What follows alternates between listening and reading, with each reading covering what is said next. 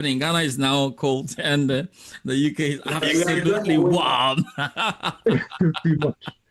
Too much. And really a big thank you to every one of you who joined us on the show. We're definitely back next week with another lovely edition of the show. Till we meet then, be good. Cheers. Thanks very much.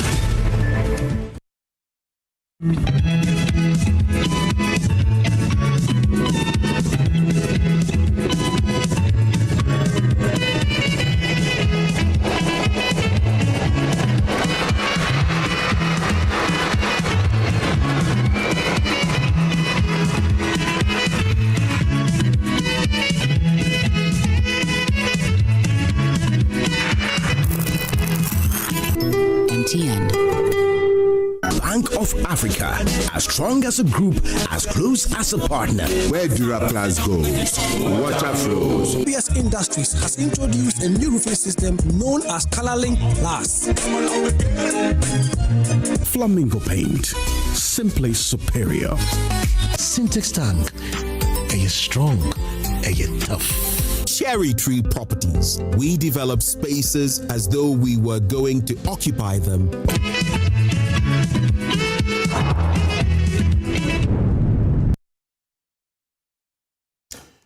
And yesterday, Dr. Edward Omanebwama and the 7 others who met their untimely, unfortunate death were laid to rest. It was such a colorful, beautiful ceremony. Yes. And there were stories that were heart-wrenching. There were also stories that got you to manage some smile. This morning, we understand that the president is going to launch a ruthless fight against Galamsey. If it is the case that they died fighting Galamsey, what does the government mean by a ruthless fight? Samuel Okudzeto Ablakwa, the Foreign Affairs Minister, says this is a fight never seen before. What shape, what form will it take? With the reluctance to declare a state of emergency, even targeted on water bodies and those other areas. But what questions remain to be asked? What questions are begging for answers? I've got the best guests to help us deal with these matters. The police have been arresting, inviting, and arresting people for making comments on the back of the crash that they say are criminal. And for another, for displaying on social media ammunition or arms that are only supposed to be in the exclusive control of the police.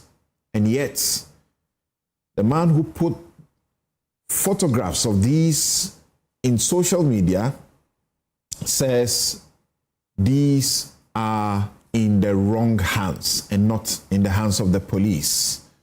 Say Obama, Pokwasi. Why is the arrest invitation turned into arrest and an attempt to deny him bail? We'll look at that as well. And the prophecy desk at the Jubilee House. They called for prophecies concerning national security issues, prophecies concerning state officials to be brought to the attention of the Jubilee House for review and escalation for attention. It does look like many Ghanaians are not happy about that, including some members of the clergy. Then what exactly is the problem with that? Well, the presidential envoy for interfaith and ecumenical relations reveals that he has received some of these already. And by and large, 80% is of no substance. And he says for the rest of the 20%, you sift through and maybe 2 to 5% may deserve some further probe. It's not a full-time job or an office set up solely to receive prophecies. That's not how it works. Elvis, a free anchor. I'm Samson Ladianyane. We'll be right back to deal with the vexed matters.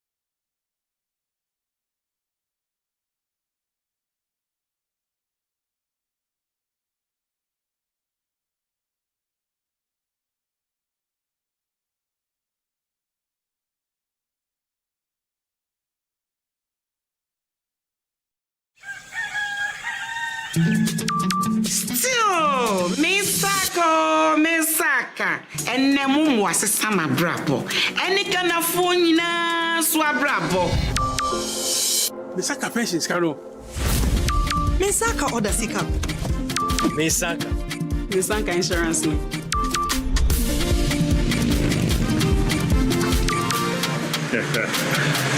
Misaka loan. Momo Fogusuri echumaden, the aboyenina ye sika humpain. Se MTN, ana momo jumayeni befrewa, or the 0244 300,000 ene befrew. Nenumpo orin bitsao, one time password, ana se upin code. 80 wonso ye wa femu die na ma weni na ho na wonsa enka omumu. Let me share my wildlife experience with you at Safari Valley Eco Park. Welcome to Safari Valley Eco Park. Our electric shuttle pulled up and in no time our tour began. We were surrounded by wildlife from the moment we entered the Eco Park. We were greeted by experienced tour guides who took us through orientation and how to better enjoy the experience. Watch these animals roam freely in their natural habitat undisturbed by our presence. We saw zebras, sable antelope, brown cranes, mara, silky chicken, nyalas, Shetland ponies, and so many animals I just couldn't keep up. Our tour guides taught us so much about the wildlife, their behavior, and how to interact with them. I even fed them. We also went fishing on a man-made canal. Then we took a break to have lunch in this serene environment. All this amazing experience for this price for adults? This price for teenagers. It's a bargain. As the sun began to set, it was time to go back home, but not before dinner by the campfire. It has been a thrill of a lifetime, and I can't wait till my next visit. Safari Valley Eco Park, bringing you closer to nature. For decades, we have helped businesses connect with their trade partners all over the globe. From Ghana to Burkina Faso, Côte d'Ivoire, Benin, Togo, Senegal, China, Morocco, France, Netherlands, and many other countries. We have made it possible to bring Ghana to the world. We have brought small and medium businesses closer to their customers across the regions in Ghana with our SME support facilities. We have brought relief and smiles to the faces of families with our employee personal loans. With our cutting-edge technology and digital support, we take the burden of complex thinking off you, making life simple. That is who we are, as close as a partner. Bank of Africa. We are indeed the African bank with the global reach. Let's talk hemorrhoids. Hemorrhoids are normal structures located in the anus of all mammals. But it is only man who suffers hemorrhoidal disease because of the erect posture you have assumed and the squatting that we do to empty our bowel. Hemorrhoids consist of a special type of blood vessels which fill with blood when we are moving our bowel and help to cushion the anus against the force of transmitting the stool. Afterwards, they empty their blood, collapse, help seal the anus to maintain continence. Over time, these vessels lose the elasticity of their walls, become dilated, permanently filled with blood, leading to congestion of the hemorrhoids. The symptoms of hemorrhoids are bleeding and prolapse of the hemorrhoids when passing stool, itching and feeling of warmth in the anus and anal discharge. Laser, ligature, and longo are the modern, minimally invasive, most effective, and painless methods of treating hemorrhoids today. Winterba Hospital, first Ghana Colorectal Center, in to serve a peculiar health need. Kwame! You look amazing. Have you discovered a new secret to stay healthy these days? Actually, I have. It's called SOS Advance. It is a health supplement manufactured in the UK with 11 essential oils like frankincense, black seed, oregano, and neem, all powered by nanotechnology. Wow, that's impressive. Yeah. What does it do? SOS Advance supports your immune system against invading pathogens, including viruses, bacteria, and toxins. It also provides antioxidant effects to help combat free radicals and reduce oxidative stress on your body. Wow, I really need this. Like, I've been feeling off lately, but I can't pinpoint exactly what the problem is. Oh, easy. I think you should get it. You can find it at every pharmacy nearby. There's a pharmacy here. Let's go. Thank you. I beg his wounds pain. Pregnant and lactating mothers should contact their physicians. This advert is FDA approved.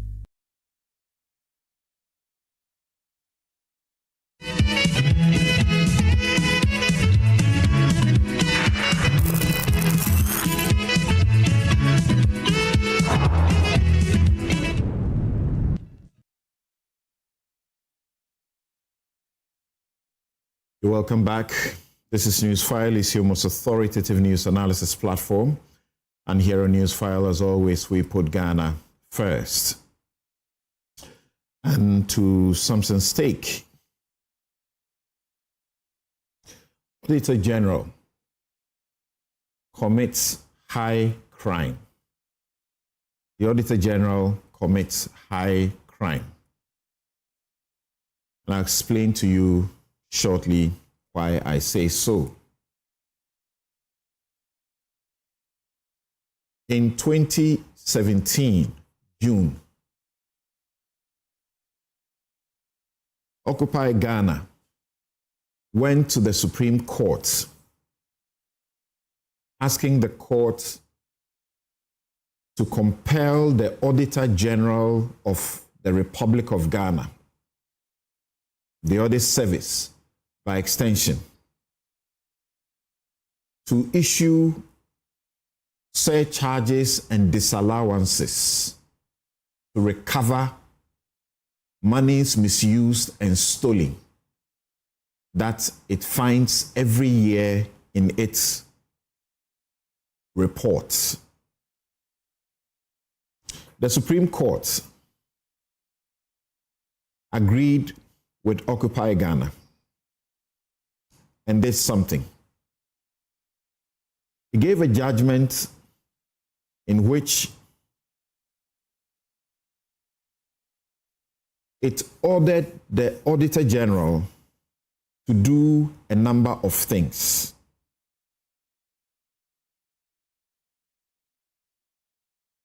It asked the Auditor General to ensure And these are what are known as the consequential orders of the court. After the court saying that the Auditor General, the Occupy Ghana was right in insisting that the Auditor General must be issuing disallowances and surcharges to recover funds that have been misused and stolen by public officials, even also by private individuals who do business with the state. The Supreme Court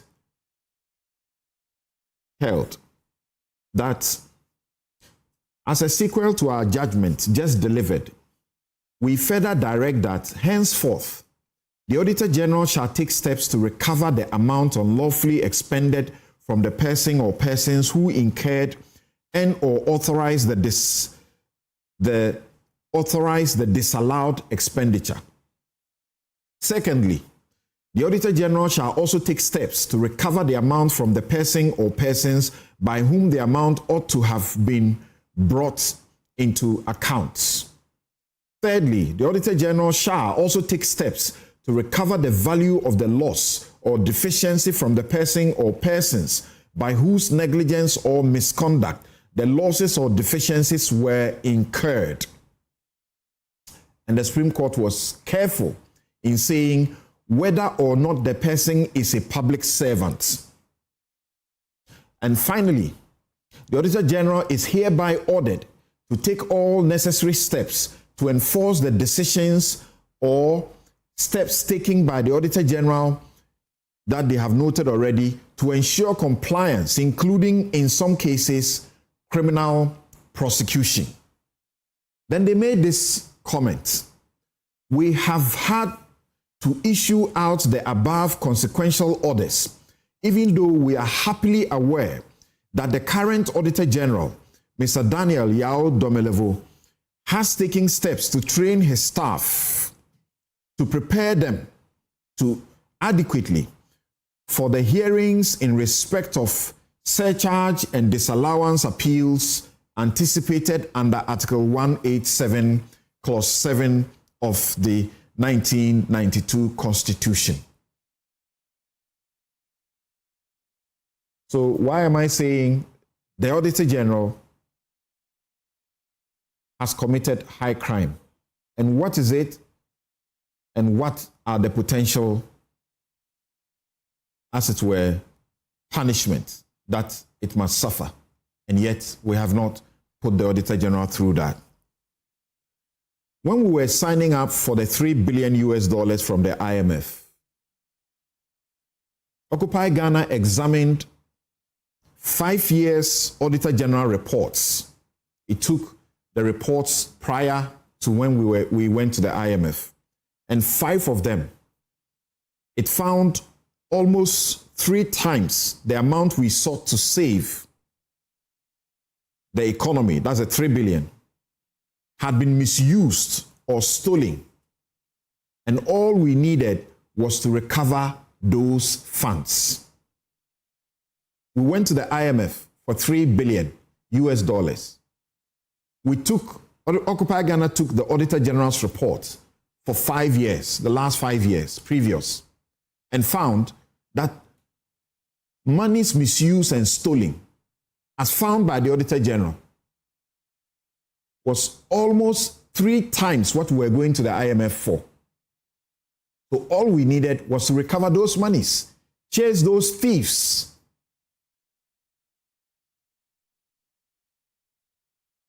Now, in its 2024 report, which was released recently,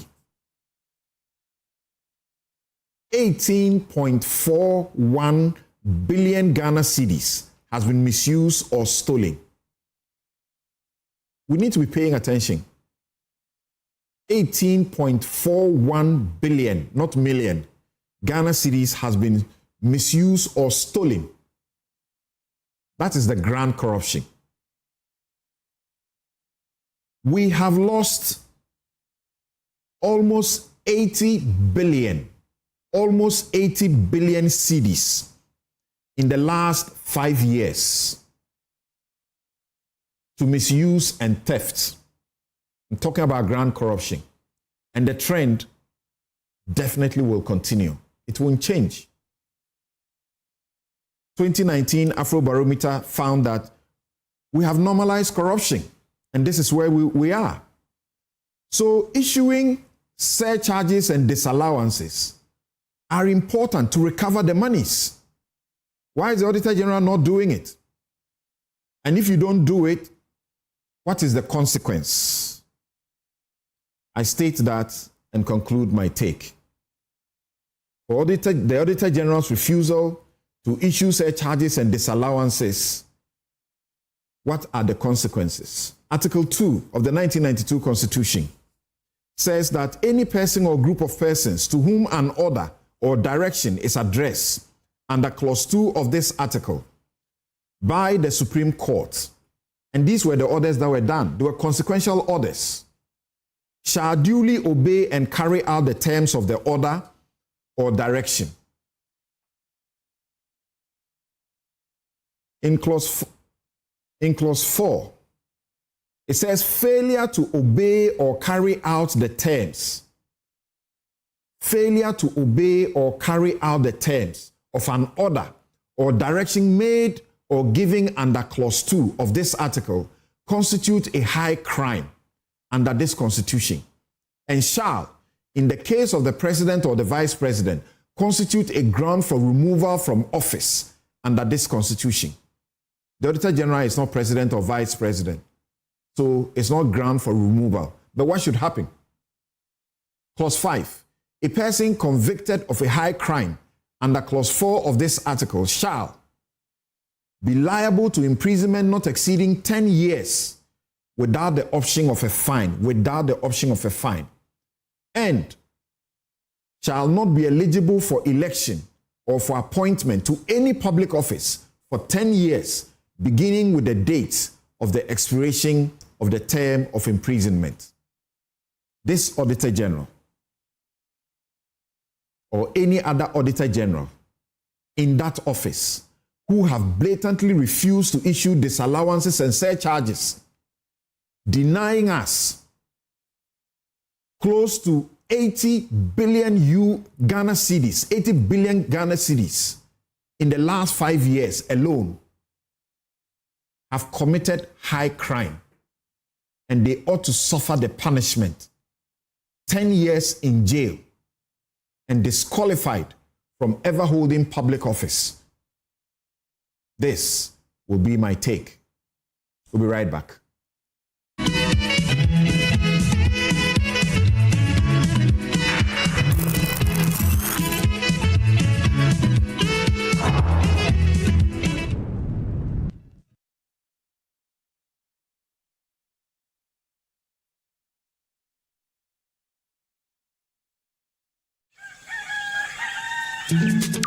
Still, Misaka, and Namu was a summer brabo, and it can afford Swabrabo. Misaka pensions, Caro. Misaka order Sika. Misaka insurance.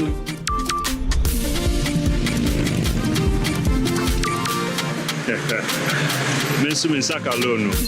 Momo fogusuri ye echumaden di aboye nyina ye sika ho ban se MTN ana momo jumaye ni be frewa or the 0244 300,000 ene be frew na numpo orimbitsaw one time password ana se upin code enti wonso ye wa femu die na ma wani na ho na wonsa enka omomo. Now, let me tell you why you should choose Safari Valley as your conference destination. The new conference building combines modern amenities with the tranquility of nature, providing the perfect backdrop for your next seminar and corporate retreat. The only conference destination with so many activities. You don't have to travel to visit your tennis club, the gym, or the stables. They have it all. Enjoy this rooftop viewing deck, basking in the sunlight with the sight of wild animals roaming freely in their natural habitat. At my break, I'm able to practice my putting. It's a unique experience that sparks creativity and rejuvenates the mind. Visit Safari Valley Eco Resort in Ghana, bringing you closer to nature. For decades, we have helped businesses connect with their trade partners all over the globe. From Ghana to Burkina Faso, Côte d'Ivoire, Benin, Togo, Senegal, China, Morocco, France, Netherlands, and many other countries. We have made it possible to bring Ghana to the world. We have brought small and medium businesses closer to their customers across the regions in Ghana with our SME support facilities. We have brought relief and smiles to the faces of families with our employee personal loans. With our cutting-edge technology and digital support, we take the burden of complex thinking off you, making life simple. That is who we are, as close as a partner. Bank of Africa. We are indeed the African bank with the global reach.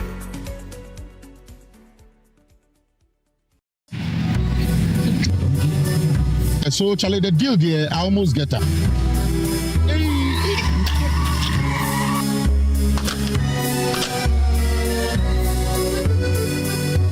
Wow. Syntax pipe, as tough as it can get. You get so solid with your back, sorry. Oh, what are you was a thing? What the cat never will be with the catch. Hey! Na ampai between the pipe and carbon. Hey, madam, pipe menu. Hey, Syntax pipe. Me tono, omo catch am say ne ho den pa. Say ye fie, say ye foam. The pipe we bia e ye ne gam. Syntax pipe. Why leaky? Come, madam. From today, Syntax pipe in my pipe. No 2 ways. We need a pipe ben abe use. SINTEX pipe. Syntax pipe. In the carry water. No hala. Kwame! You look amazing. Have you discovered a new secret to stay healthy these days? Actually, I have. It's called SOS Advance. It is a health supplement manufactured in the UK with 11 essential oils like frankincense, black seed, oregano, and neems, all powered by nanotechnology. Wow, that's impressive. Yeah. What does it do? SOS Advance supports your immune system against invading pathogens, including viruses, bacteria, and toxins. It also provides antioxidant effects to help combat free radicals and reduce oxidative stress on your body. Wow, I really need this. Like, I've been feeling off lately, but I can't pinpoint exactly what the problem is. Oh, easy. I think you should get it. You can find it at every pharmacy nearby. There's a pharmacy here. Let's go. Thank you. I bet his wound's been. Pregnant and lactating mothers should contact their physicians. This advert is FDA approved.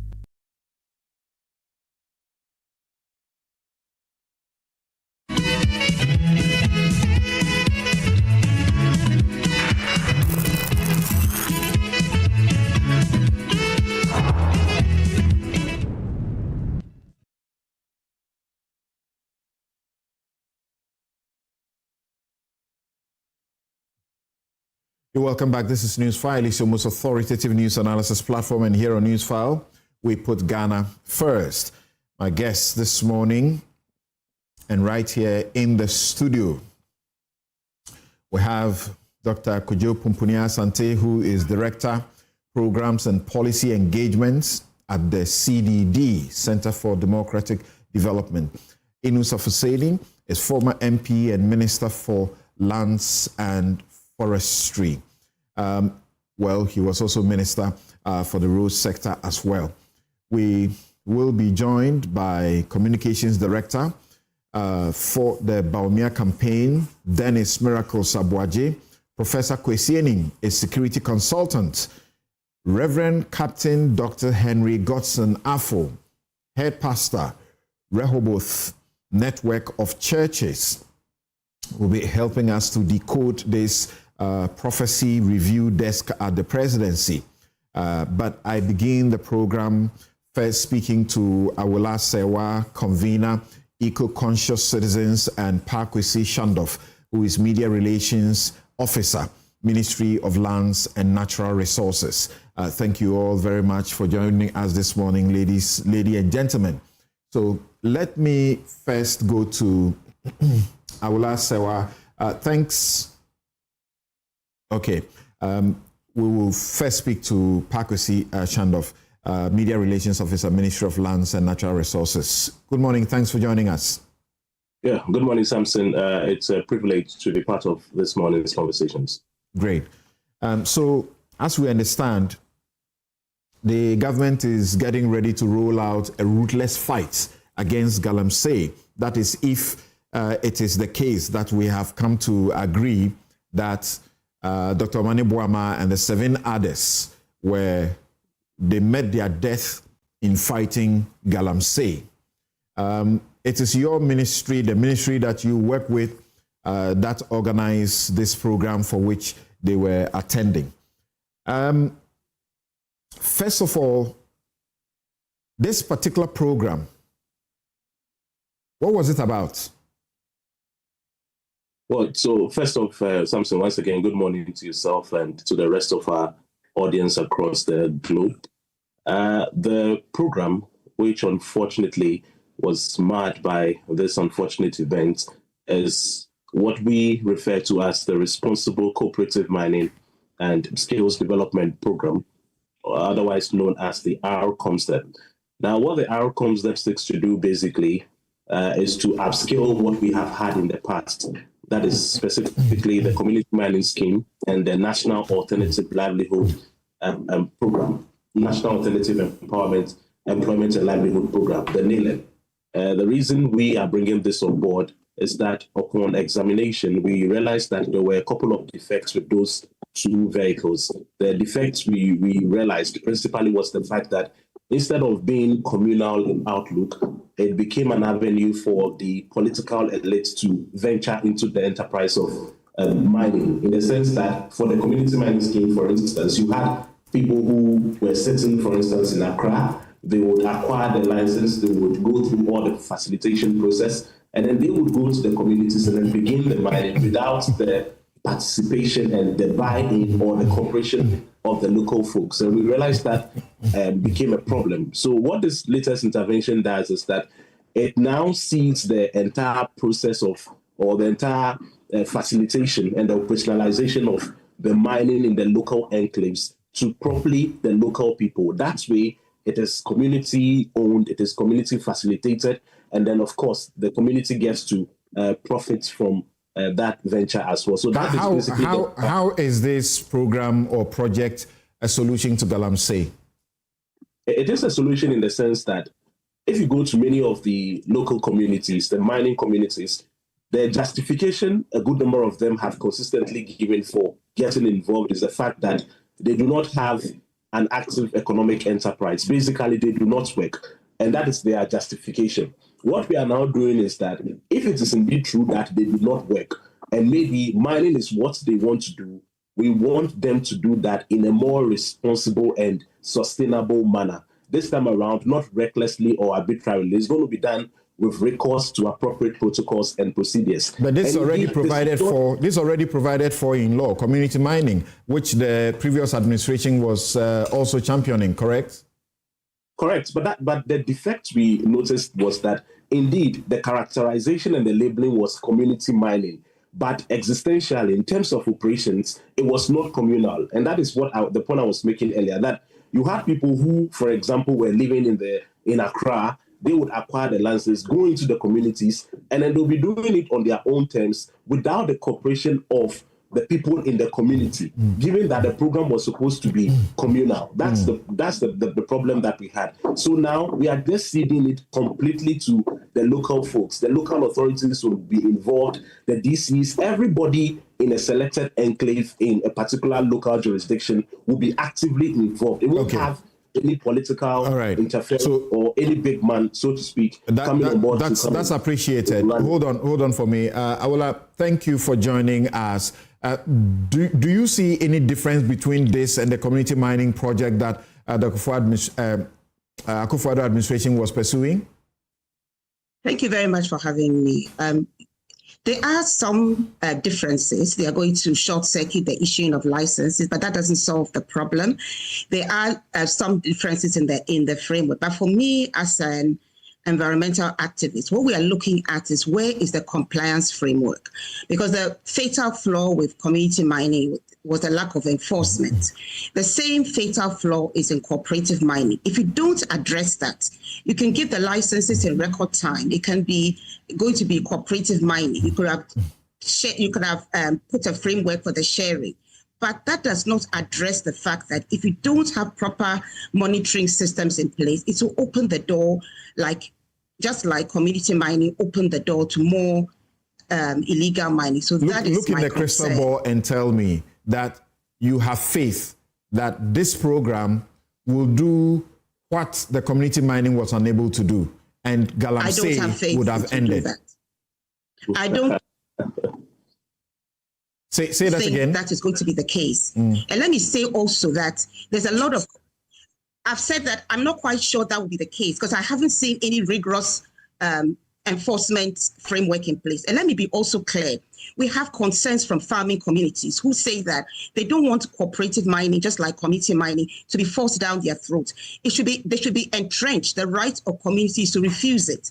For example, you have Yarkrom, where according to our contacts there, excavators were brought with armed men and they wanted to start whatever mining you want to call it. They said they don't want it. And they showed us videos of their cocoa farms. So they are saying that their livelihood is from farming. They don't want mining. And then we have the communities in Atronsu, Asemkrum, who have also resisted mining. So let's not kid ourselves that mining is the only livelihood. I do understand that you're bringing alternative livelihoods. But when it comes to mining, whether you call it community mining, whether you call it cooperative mining, apart from entrenching the rights of communities to reject it, you also need to be sure that those who want to go down that road, that you can monitor their activities, so that if there are reports that they are straying outside the confines of their license, something is promptly done about it. As Professor Frimpong Boateng told us, if you have a mining license and you go outside the confines of your license, you're engaged in illegal mining. Having a license does not cure the fact that the mining can be illegal. It's not the license that, what shall I say, ensures that you're going to mine legally. So let's get it to this point where we wanted the two of you to help us appreciate for the discussion. You also belong to the Ghana Coalition Against Galamsey. And you issued a statement last week and said you wanted the declaration of a state of emergency, as in targeted state of emergency, to apprehend the forces persistently fueling this environmental crime and gradually bringing our country to its knees. What exactly would the state of emergency do? Because as it appears, the government, the previous and now, are not, they don't want to do that.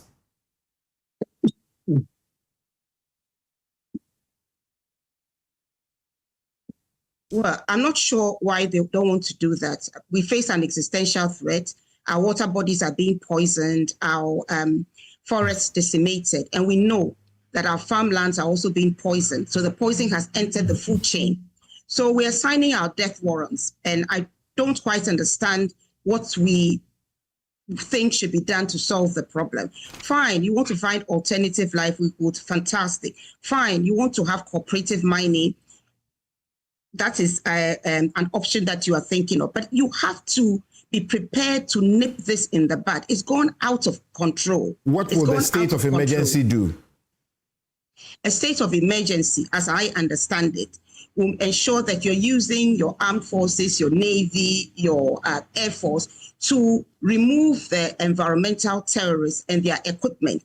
You can do, first of all, no political interference. They are giving clear terms of reference. It is not shoot to kill. The primary objective is not to go around Rambo style, killing everybody in sight. Of course not. What you are trying to do, that's why it's targeted.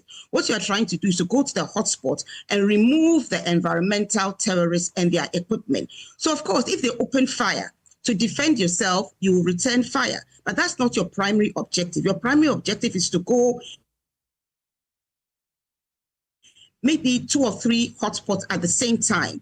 With you have done your reconnaissance, you know the strength you need to go with. You know how many people are involved, the kind of strength you must go with to be able to overpower the environmental terrorists. And that's already happening without a state of emergency. I guess that's the point of the government, that we can do that without declaring a state of emergency. Well, if you can do that, you see, I'm not hung up on you have to use the term state of emergency. I'm more interested in what the fight back is looking like.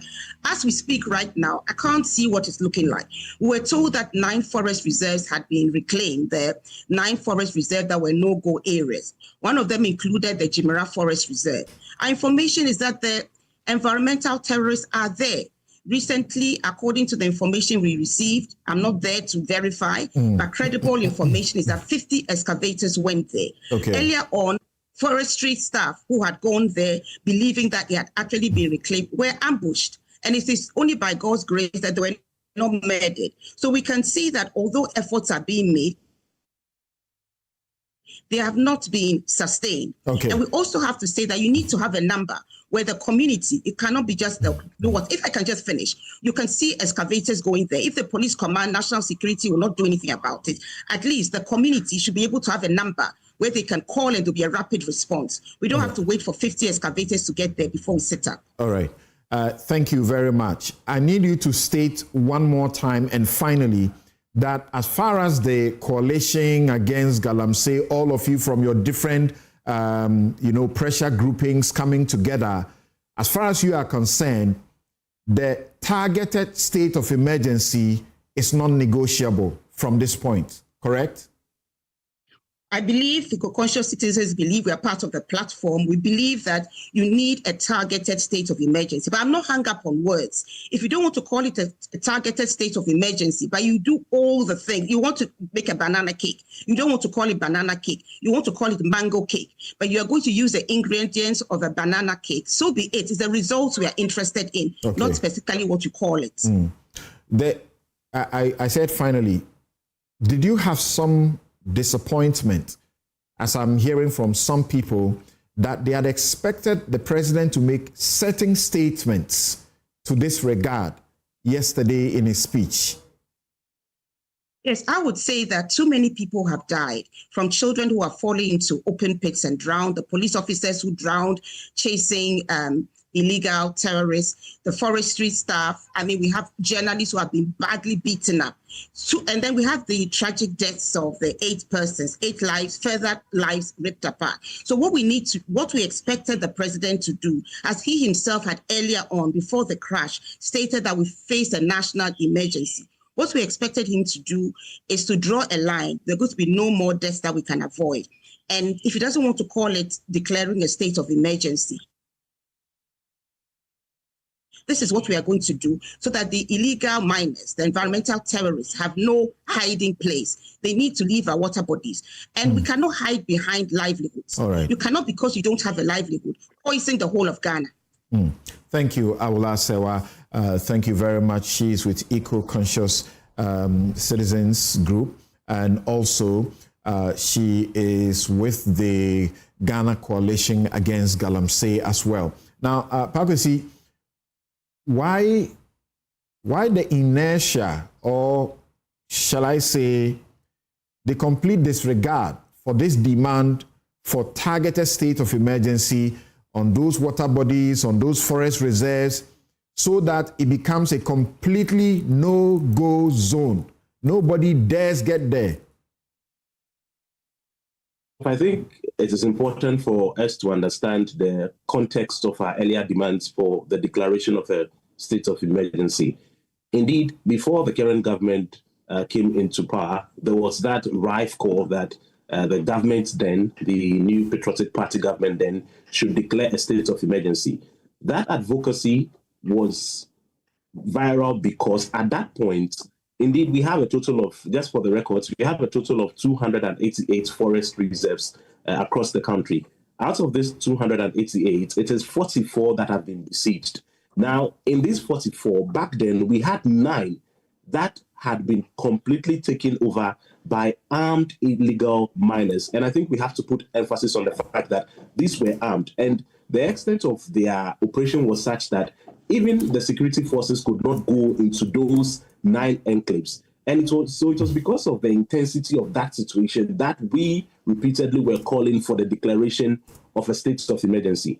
Now, fast forward, we have been able to repossess all of these nine forest reserves that had been flagged and categorized as red zones. And so the important question that logically comes to the table is that if back then you were calling for the declaration of a state of emergency based on those 9 red spots, and now you have repossessed all of them, not to say that the call is no longer significant. I don't want to use that description, but logically, the obvious question that meets us in reasoning is that why then would you proceed to declare a state of emergency when you have... Because we have not reclaimed all 9. We have not reclaimed all 9. No, we have reclaimed all 9.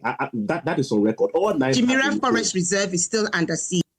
It is not. It is not under siege. I think yesterday you made this particular submission, and I said that we wouldn't have to go back and forth on it. We have our records. Indeed, there is the National Anti-Illegal Mining Operations Secretariat that supervises all the raids and swoop. And that's what you say, and that's what is going on the ground.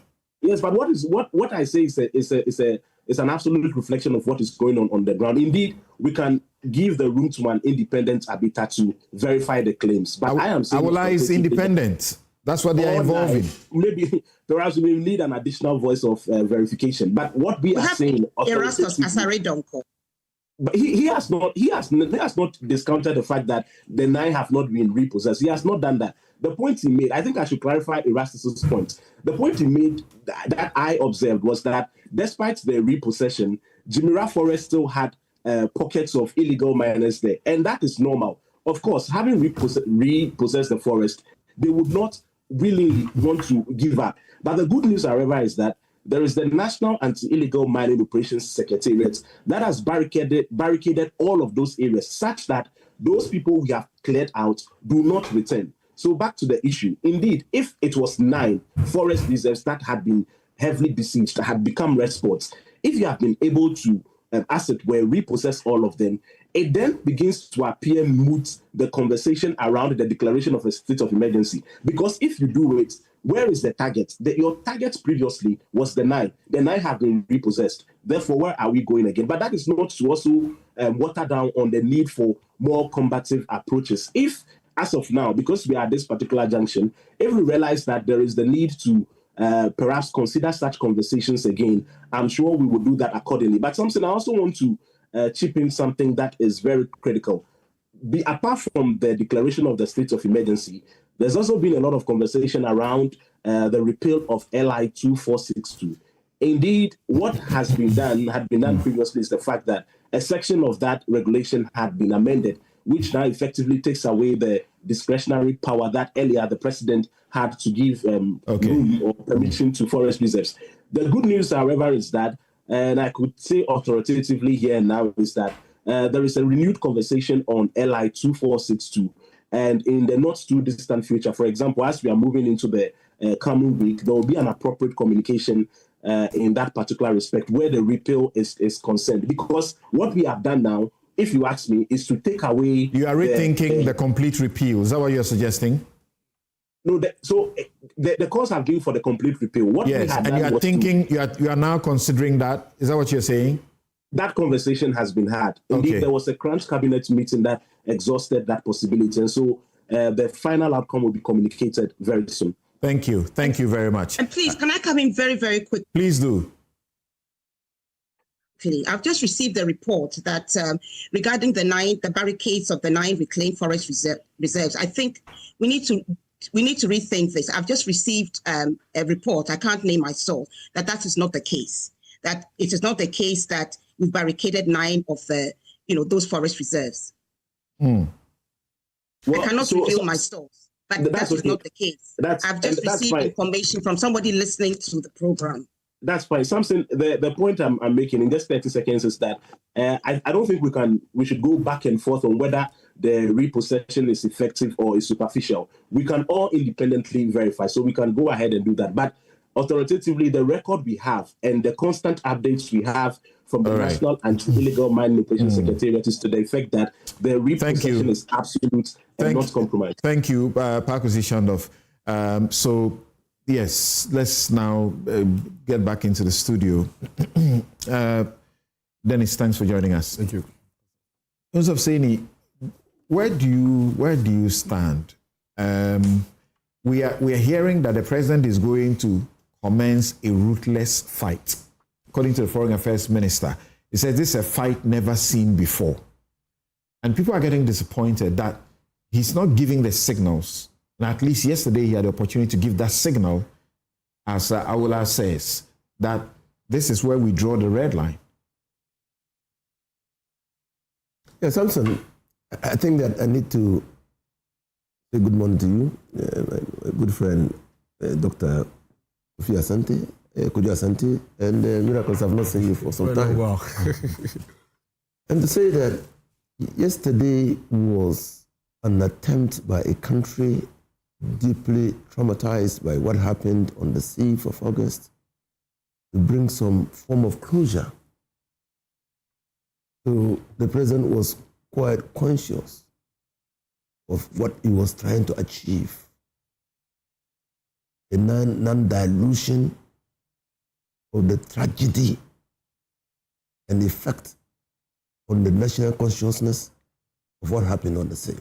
Will such a signal not have rather boosted and giving the families better closure? So what our fallen heroes were on their way to Obuasi to do was to promote what we call responsible mining. And simply put, responsible mining is understood to mean how to mine for mineral resources without damaging the environment. Now, so they were not going to fight Galamsey. They were going to instill in the people the attitude and culture of respecting the environment after receiving licenses to mine. We've come to accept calling them gallant and heroes to signal that they were fighting Galamsey. No, they are gallant and heroes.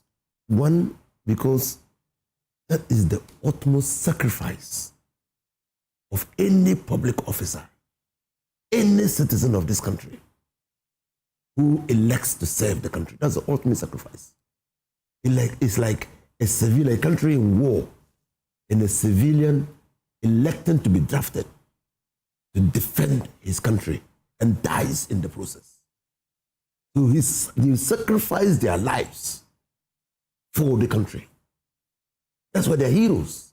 You just mentioned that the responsible mining project they were going to launch, obviously it doesn't have any compulsion, it's not going to force anybody or anything. And how was that going to, as it were, make the difference that you are looking for in the circumstance for which their death would be a sacrifice? You see, you need to show to the people of this country that there's a way to mine legally and without compromising the environment. We have been at this for how many decades now? First of all, it's yielded zero. The situation has worsened. Samson, I was at the ministry, and I tell you that the path and route that we are taking has been taken by other countries before. In some countries, they actually had to put notices on trees in the forest, reminding people of their obligation to protect the forest. So we were there. I mean, and you to do it, you have to build it incrementally and gradually. Now, if the responsible mining activity takes off, and people can see, and Naula and Co can see that community mining or cooperative mining can be done in a way that is environmentally tolerable. People will now begin to appreciate that those who have been given opportunities to obtain licenses to operate and have refused with impunity and are damaging the environment with a recourse to future generations, we will now have a rethink. You were part of the processes leading to stakeholders, meetings and conferences, including, at the very high level, Otum Force 82 being part of this project and, as it were, making disclosures about people who were involved. What did we get? Well, how different is it? It's community mining. That's what you're doing. Simply put. No, it's different.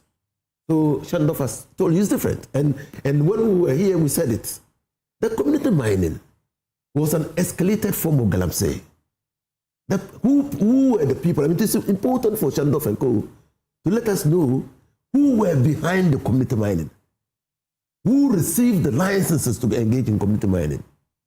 How many of the community people in the community were involved in the mining? Mind you and I, and all of us here, have a responsibility to protect the communities from which we come from. When we do so, because we are the environment, when we do so, we are doing it for ourselves. So that's why the idea of community mining came up. That when the people in the community are given an opportunity to mine, they will do that with regard to their very presence in the communities. When the minister says the president is going to launch the most ruthless fight ever, what's your understanding of that, of Galamsey? What's your understanding of that? Well, I traveled with the president in the helicopter to Obuasi in his first term as Minister for Lands and Natural Resources.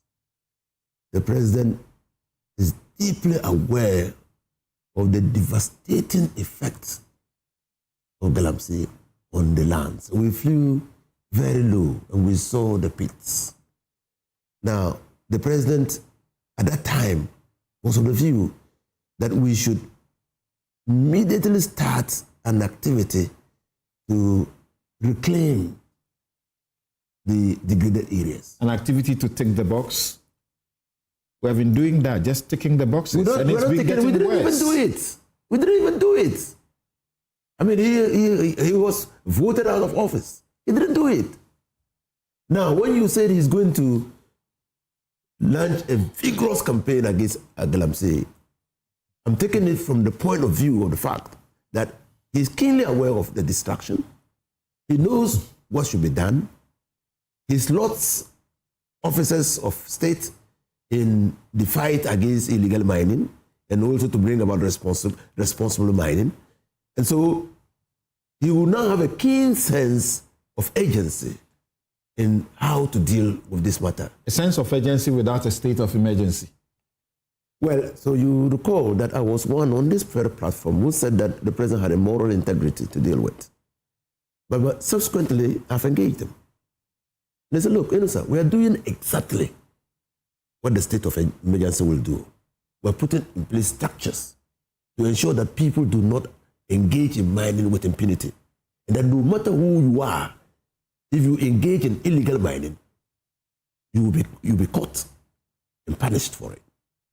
And you recall that 2 members, high-ranking members of the party, have been reported to the Economic and Organized Crime Unit of the Attorney General's office to be investigated. So it sends a clear signal that, yes, things are being done, and they are done with the view to ensuring that we stop this illegal activity. Since they were reported, what has happened? Well, so in these investigations, so we're all waiting and following closely and keenly on what IOCO is doing. So a state of emergency, as the coalition calls it, targeted on the water bodies, on the forest reserves, and so on, the mining areas, is unnecessary. No, I'm not saying that. I've not said that. And I will not say that. I'm just saying that presently, they are taking steps which seem to be addressing some of these critical issues. And at any point in time that they come to the conclusion that a state of emergency is needed, even if targeted, I'm sure government will so declare it. Was it out of ignorance or was just politics when the NDC was endorsing the public outcry by the coalition, by organized labor, for the state of emergency, and Akufo-Addo not doing same? Samson, your network carried extensive educational, if you want, publications and pieces on the devastating effects of Galamsey. I participated even at the, was it the Novotel or some hotel, about the Beach Hotel, right, where they brought all the people together, including Frimpong Boateng, to tell us what was happening. We had seen from reports people dying out of the activities of Galamseyers. We had seen the destruction of our forest cover. We had seen the pollution of our water bodies. We had seen the introduction of hard chemicals into the soil. What did you expect civil society organizations to do? That hasn't changed. That has been abated. Has been abated. Now people know that nowhere is safe. The Galamseyers know that nowhere is safe. They are being pursued. Now, we know that there was a community in the forest. That community did not start in 2024. It didn't start in 2025. How come that community escaped detection by the law enforcement agencies and was only detected after 2025? So something is being done. Now, so if you juxtapose what Okujato Ablakwa, Minister for Foreign Affairs, has said and what is being done, it will send a clear signal. It will lead you to an understanding that the president is going to approach the fight a notch higher. And so, for me, I think that we need to encourage the Ministry of Lands and Natural Resources to continue doing what they are doing and keeping their eyes on the ball. Because people are bent on acting with impunity. They have so exploited this country to the extent that they now believe that it's an entitlement, it's a right. So you'll agree with me that, and that will be my final, I want to just some 30 seconds on it directly, that we have launched programs upon programs over the years, and they have not contributed to reducing the scourge, but we have rather found ourselves in a worsened situation. This responsible mining project that the 8 were attending for the launch, if it ends up to be one of those just ticking the box, how would you feel? Well, I will not feel encouraged at all. I will not feel enthused. I will feel disappointed. But I don't think that it will come to that. Because we have always said, and that is not now, under Atta Mills, with John Dramani Mahama as vice president, we had always said that we have a responsibility as a government to protect the environment. And to protect the environment means mining must be done in the way that is responsible and sustainable. Okay. So, this idea of responsible mining is not new. All right. It was thought through. So the best tribute in their honor will be to ensure that this is not one of those occasions where you're ticking the box. The political leaders are ticking the box. No. Dennis, what's your understanding when you hear that there's going to be a ruthless fight? That's a good morning, my seniors. Good morning to Honorable Elusa. I am confused, very honest with you. And I'm sure there are millions of Ghanaians watching us this morning who are very much confused, as I am. And I'm sure you are, because I listen to your questions. You seem not to really put a finger on what exactly the NDC are saying and what they are doing, honestly speaking. And my very caution to the NDC government is that for the first time, they have in us, the MPP, an opposition party that has made a firm commitment to not do politics out of Galamsey. They should take advantage of that and let us fix this existential threat once and for all.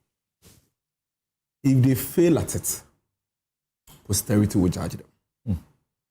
I have always said, and I said it here with you on several occasions, that one of the challenges we had as MPP in government was the high over-politicization of the Galamsey fight was the way and manner that the NDC created an impression as if it is the MPP government that is engaged in Galamsey, which ostensibly insulated every other person and gave those people cover for them to continue to pursue this criminality.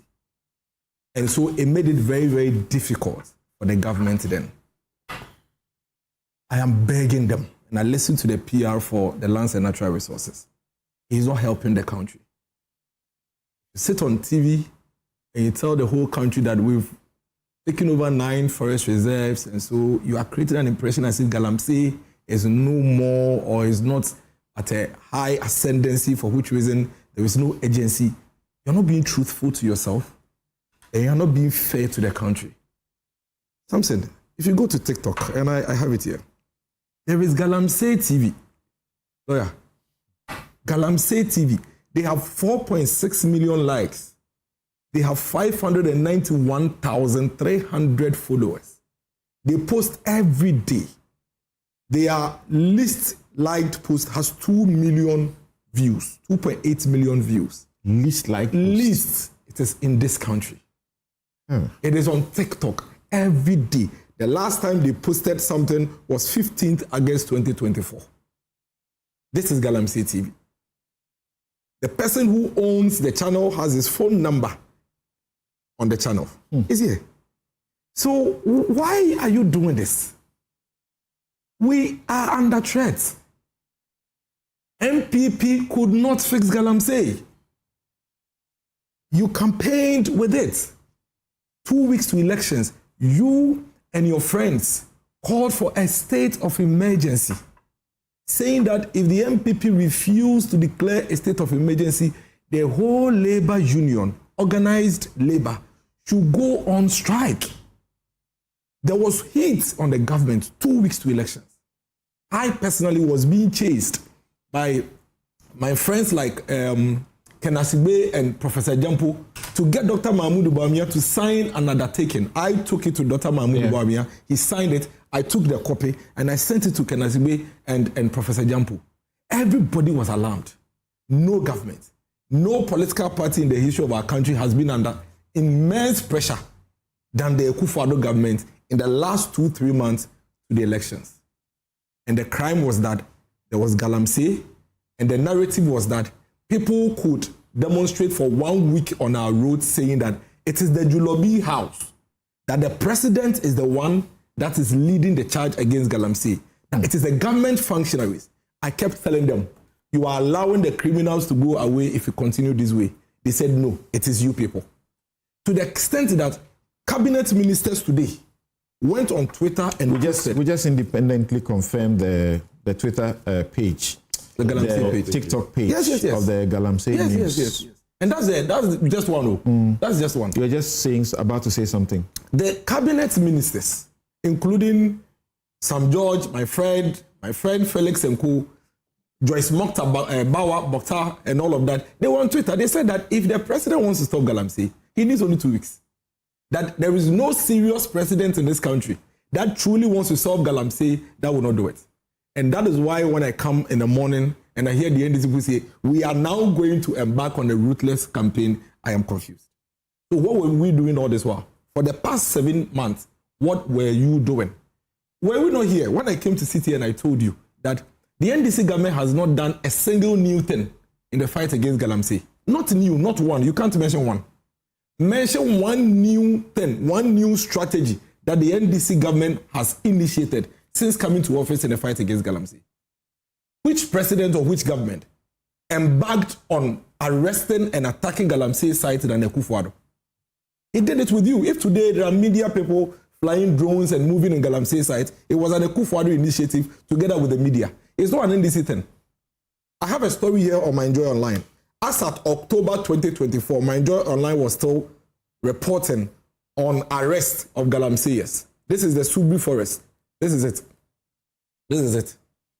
Forestry Commission raised Galamsey camp and arrest 4 in Subi Forest. This is it. And the excavators and things being bent. You didn't introduce the arrest. Don't you admit that the arrest and the siege on the miners, illegal miners, has seen an escalation?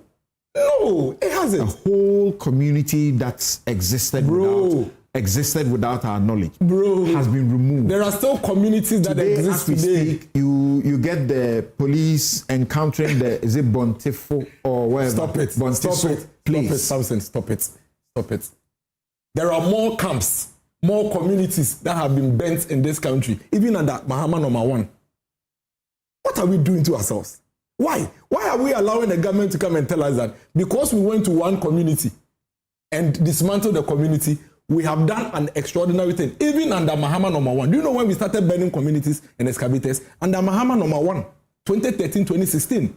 Have you forgotten? He supervised some of that. Exactly. So why are we doing this? It is mediocre. It is mediocre. And then they come and tell us, we've reclaimed 9 forest reserves. The TUC. Those were the hot spots. It is not true. Were the red zones. It is not true. Go to Osino. In the middle of Osino Township, in the market, they are mining. Drive on the Kumasi Road. You see them by the roadside. That's true. Upper Denshire East. It's happening. What are we doing? Why are we doing this to ourselves? Listen, you are a government. When you were coming to office, this emergency was there already. It's a crisis. Now, the 2 political parties going into the elections had to give the country what strategies they would use to deal with it. According to the nation, you gave superior options to dealing with the Galamsey menace. These are the things you said. 1, you said that it is the president and his government functionaries who are involved. And so when you come, you will make sure that no party person of yours or no government functionary of yours engages in Galamsey. That is the first Those step. orders and directives have been issued by the president. Those orders and directives were issued. Now proceed. They were issued by what did they say that was superior? You said that 1, you are going to declare a state of emergency. That's what you said. Number 2, you said that you are going to ban all forms of small-scale mining for a while. For a while. You said it, for a while. That will give you room to be able to see the situation and sanitize it. 3, you said that you are going to free all the Galamsey boys who are arrested in the pit. You said it. You remember his media engagement. Who are arrested in the Galamsey pit so that you can go said the after... target should be the kingpins. So you go after the kingpins. So if we're going to highlight the main policy, it will be go after the kingpins. Number 3, you say that you are going to ensure that you use AI to aid you in the fight of Galamsey. At least these 6 things, I have them written here. Now, let's come to them one by one. There was a campaign for the scrapping of the LI 2462. Of course, the repeal. And they agreed. The complete repeal. Today I've been saying Kufuor quite a bit because I've seen him publicly a lot these days. And the Akufo-Addo administration began the process to repeal it, to remove it, to scrap it. Yes. And they couldn't do it. Then you come, you amend it, and you say, that's fine, we should be okay with it. Now, Samson, I beg you, grant me a little time, let's go on this journey. So these are the reasons why we voted for the NDC, for Galamsey issues. Now, if you come and you don't do these things, and you are listing things that were in existence before you came, and telling us that these are the things that you have done so far, so we should applaud for you, you are a very disruptive interlude. Because the country was in a certain direction. You came and told us, push them away, we will come. Then you have come, you are not doing it. Basically listing the same things that you are doing. You are wasting our time. Have they declared a state of emergency? Why haven't they declared a state of emergency? Today, everybody in this country admits that the Galamsey situation has escalated than it was in December 2024. That is truth. The boldness with which the guys are doing Galamsey now, it is not comparable to what it was in 2023. We're seeing them, boldly go into cocoa farms. They are cutting down the cocoa trees. Yes. And they are being filmed, then they are showing it to us, the public. I have a video on TikTok. Now I hear that Cocoa Board is considering a legislation that will make the cocoa tree a prohibition for you to cut a cocoa tree. Would you be there? If I am cutting my cocoa in Osino, are you there? I have my own farm and I'm cutting it, are you there? What would you do? What would you do? There's a crime, arson is a crime, right? But if I decide to burn my own house and not come and report to you, what would you do to me? Or I burn it and I think I'm fine, what would you do to me? We need to be serious. Listen, declare the state of emergency, just as you believed it was important. The most absurd thing, the biggest betrayal in all of this Galamsey conversation is when I hear the NDC try to make excuses for not declaring state of emergency. then it bleeds my heart. That why? Why do you deceive people in this manner? Number 2, why do you go and amend the LI when you were explicit in your promise that you will repeal? And then when we ask you, you keep beating about the bush. Number 3, you said that Akufo-Addo and his functionaries are the ones pursuing Galamsey. So our understanding is that when we push Akufo-Addo out, Galamsey should cease. Now you have come to office, and guess what? Your party people are the ones doing the Galamsey. They are the ones taking over the mining side. Let me tell you what is happening. If you go to the mining communities, they are doing handing over. The MPP are standing on the left, the NDC are standing on the right, and I say time to hand over. Mustafa Gbande was on your channel here, telling your presenters that there is a mine that is somewhere in Ashanti region that was being operated by MPP, and it's time for them to take it for the NDC. The national security. He said it here? Yes, on this show. The national security had gone to take over. Not on this show. No, I mean on this channel. Really? Yes. The national security had gone to take over a particular mine. They say it's a small scale mine, whatever. I've heard Kenan Shigbe and the rest say that party people are doing all of these things, but the one you are attributing to Mr. Fagbande. Yes. I'll need to check and be sure about that. Erastus actually reported it, that the national security had gone to take over a mine. Yes, I heard about that one. And then when he was called, he said, it was MPP that were operating it. We are bringing our people, and I'm not ashamed of that. Number 3, let me tell you, we have had the NDC functionaries on TV, videoed by media people. Apadancha East chairman was caught strangling a military man and asking him, what are you doing here? Because these military guys have gone to the place to go and stop them from Galamsey.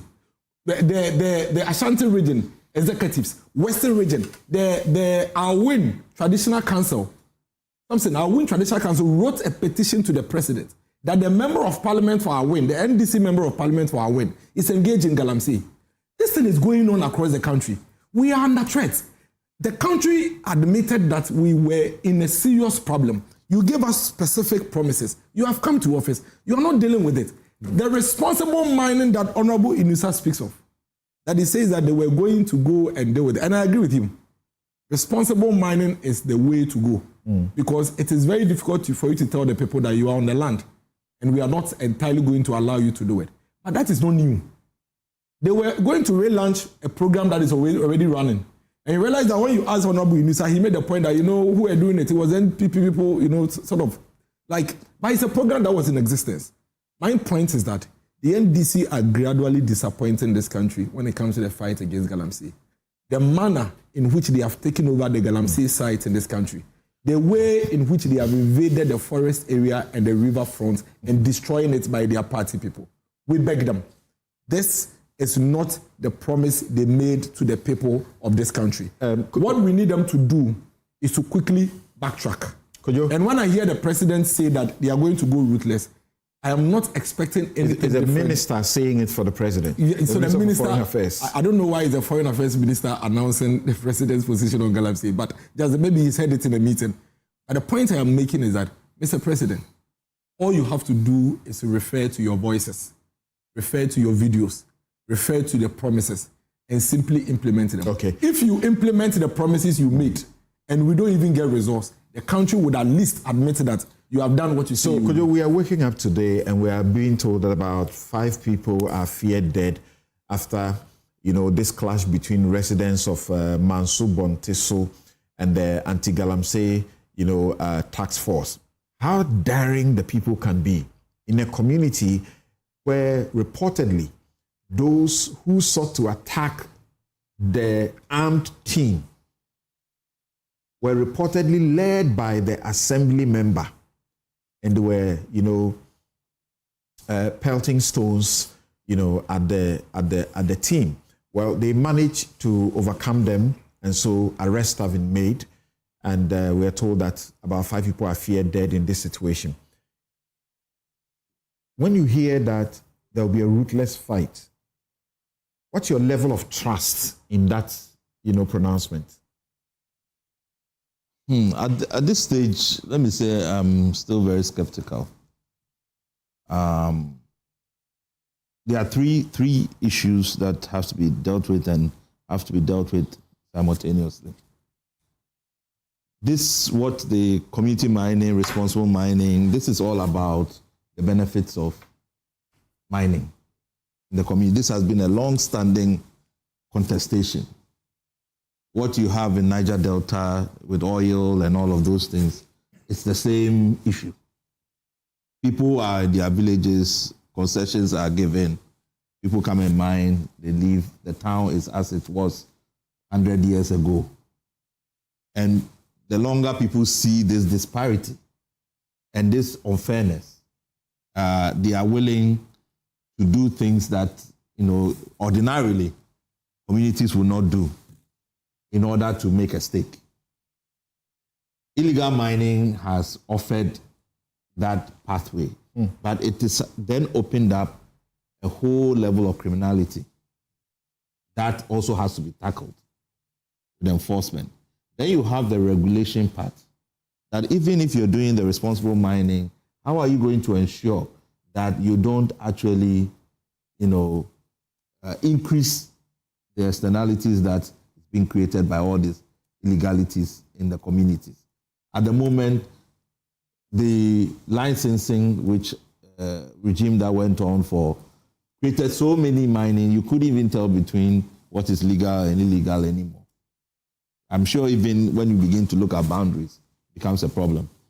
I think the challenge for me in the intervention with everything that the state does is, a policy like that, I want to see a document that tells me this is the objective that we are pursuing.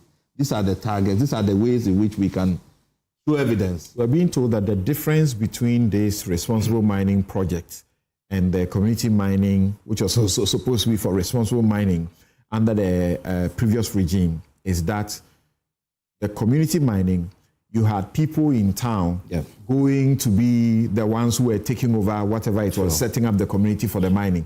But now they want the indigenes themselves, to own what they do, like a cooperative. And is it the idea that when they own it, they'll be more responsible? Because it's not given. If somebody doesn't regulate it the same way they will regulate Newmont, people will still take advantage, and if they have to use mercury, to get what they want, because people can see the money, and if they are willing to kill themselves, what now that they even don't have the military or whoever behind them, why would they act differently? The issue has been also that in the community mining program, the community members cannot afford an excavator and all those things to do what they need to do. That's why people who could afford were infiltrating and being the owners. So now they say the community will own it by themselves, the indigenes. And they are creating this, what they call common user facilities. Yeah. One of the things that Dr. Bamia was preaching, gave a lot of popularity to. So that's some solution, isn't it? No, it's because, you see, I've dealt with communities for many, and we are all here. Any kind of resource that comes into any community, there's always big people in there who will have a say as to who control it. If government, you can go and put the rules there and all of that stuff. At the end, natural order would structure what happens there. It's going to be captured by local politicians if you don't have specific interventions to counteract that. So the fact that you have taken away bigger politicians, but the local politicians who are capturing it, where do you think they are getting their money from? They're getting it from bigger politicians and bigger business people who are not necessarily the community. So what I believe, we're trying to say is that all of these things are the right way to go. I think all the approaches, responsible mind, because you need to address the unfairness that is going on. You have to address the illegality, which now is connected to terrorism from the Sahel. It's opening up. Now if we don't take care, we'll have a Niger Delta on our hands. This clip that you were showing of community members, as soon as they get radicalized and they begin to get weapons for themselves, which is already happening, there are actually protection teams now that are being formed to go and protect people. In fact, Anabisi also went to one place and he was confronted by these guys. So very soon, you start seeing more deaths. Because when the communities now see the state as the enemy that they need to fight in order for them to secure whatever.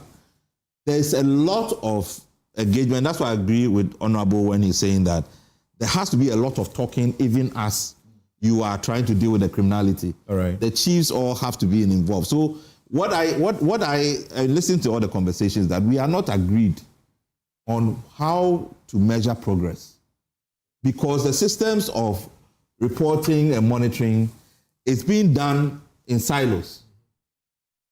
We should be doing it together so that we already missed the rainy season now.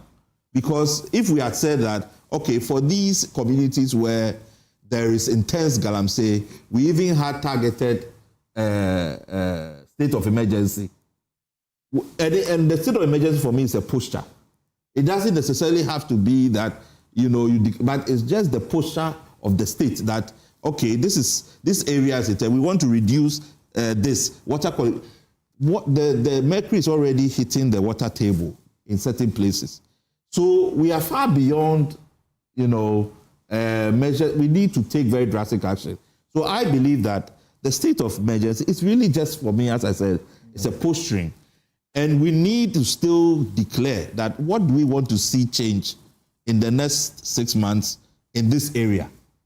And we all have to be able to ascertain that it has happened.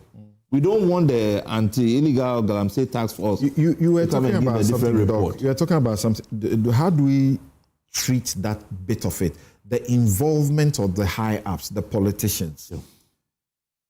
You, together with Asela, did this finding sometime in 2019 or 2020. Financing, yes. And you found that to prosecute a successful presidential campaign, you needed to spend not less than $100 million.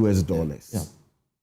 Well, some of the politicians, debated you and said it could be around 45, 50 million. It's probably 150 now. Now your new research says you need as much as $150 million to prosecute a successful campaign. Yes. The parliamentarians also need at least $600,000. $600,000 US dollars. Yes. Yeah. When you did this survey, you also were able to trace that some of the campaign financing came from Galamsey. Speak to me. How do we resolve this? Can we resolve it? Oh, yes, we can. We can. For me, the perversion, and I think, this is something that the parties must confront. And they themselves know what is happening in the parties in terms of party capture is that money has taken over the parties. So, because we are talking about reforming political financing, if somebody comes and brings you money, knowing wherever it's coming from Galamsey, it's coming from what they call the fraud boys, it's coming, and they all have an objective. They want to be protected by the law from doing so. A police officer, somebody calls and says, leave him, it's part of our people, okay, right? And people are seeing it. These things happen and people are making calculations that, this is the fastest way to secure protection from the state and all of that stuff. So for me, what has just happened here is the two parties saying we have reached a point of consensus that we really need to deal with it now. The environment is ripe for it. Everybody is aligned. The issue then is, if we take these measures, please, nobody should come and interfere. Because there's no way you can justify, as a party, an individual, that you destroy our water tables, you destroy our environment and all of those things because it will help you promote the party. Even if the MPP made that calculation, it didn't benefit them in the election. So, for me, it is what they said as a central crisis, it is exactly that is. And for water, it's life. You don't know what water is coming down your pipes in Accra currently, with all the kinds of chemicals that are going into the water table. So I believe that the president, that's why I said I want to see a document. I want to see an integrated system for monitoring. Okay. So that we can all say we have made progress. Okay. In 6 months or a year. Right. Inisa wants to say something briefly, and then we take a break and then return to look at other issues. But should we do this before we go for the break? I'm thinking about us being able to say something briefly about what should happen after the burial and funerals have happened, about the incident. I shouldn't call it an accident yet. About the incident. What should happen? What questions are on your mind? Of course, we have gone to do the DNA. We have come back. The forensics. We have identified which body it is. There's been blame game going on. Bodies shouldn't have been in, sacks. They have explained to us that the bodies were very hot. You couldn't put them in the body bags, the polythene, so to speak. And so this is what was the only situation they could do, and so on and so forth. What questions are on your mind? What do you want to do after that? What do you want us to do after we are done with the funeral? Yes. So first of all, let me just say that I agree with Dr. Kojo Asante, when he says that there is not yet a consensus on how we measure. So we have disjointed form of assessment of the fight against illegal mining. I also think that the hearing from Miracles saying that there is consensus now from the MPP side that they must depoliticize the fight against Galamsey. It's a commendable decision by the party. It's a day or we. You politicize this for your benefits. I'm coming. Please. I don't want to repeat I actually give you all the opportunity to talk. Very well. Because on this platform today, there are very decent people. I don't want to. Very well. Yeah, So, but Miracles, it is not the NDC that politicizes. It is the MPP that politicized Galamsey. Both are equally guilty. No, but when they were in power, it's the MPP that destroyed the equipment of the women organizer of the MPP party. It's not the NDC. And that created an impression in the minds of the people that party officials were engaged in Galamsey. Arrest your upper denture, chairman. It is the MPP that cleared Wuntumi when the minister himself said that the man was engaged in mining in the forest area and had no documents. It's the MPP, it's not NDC.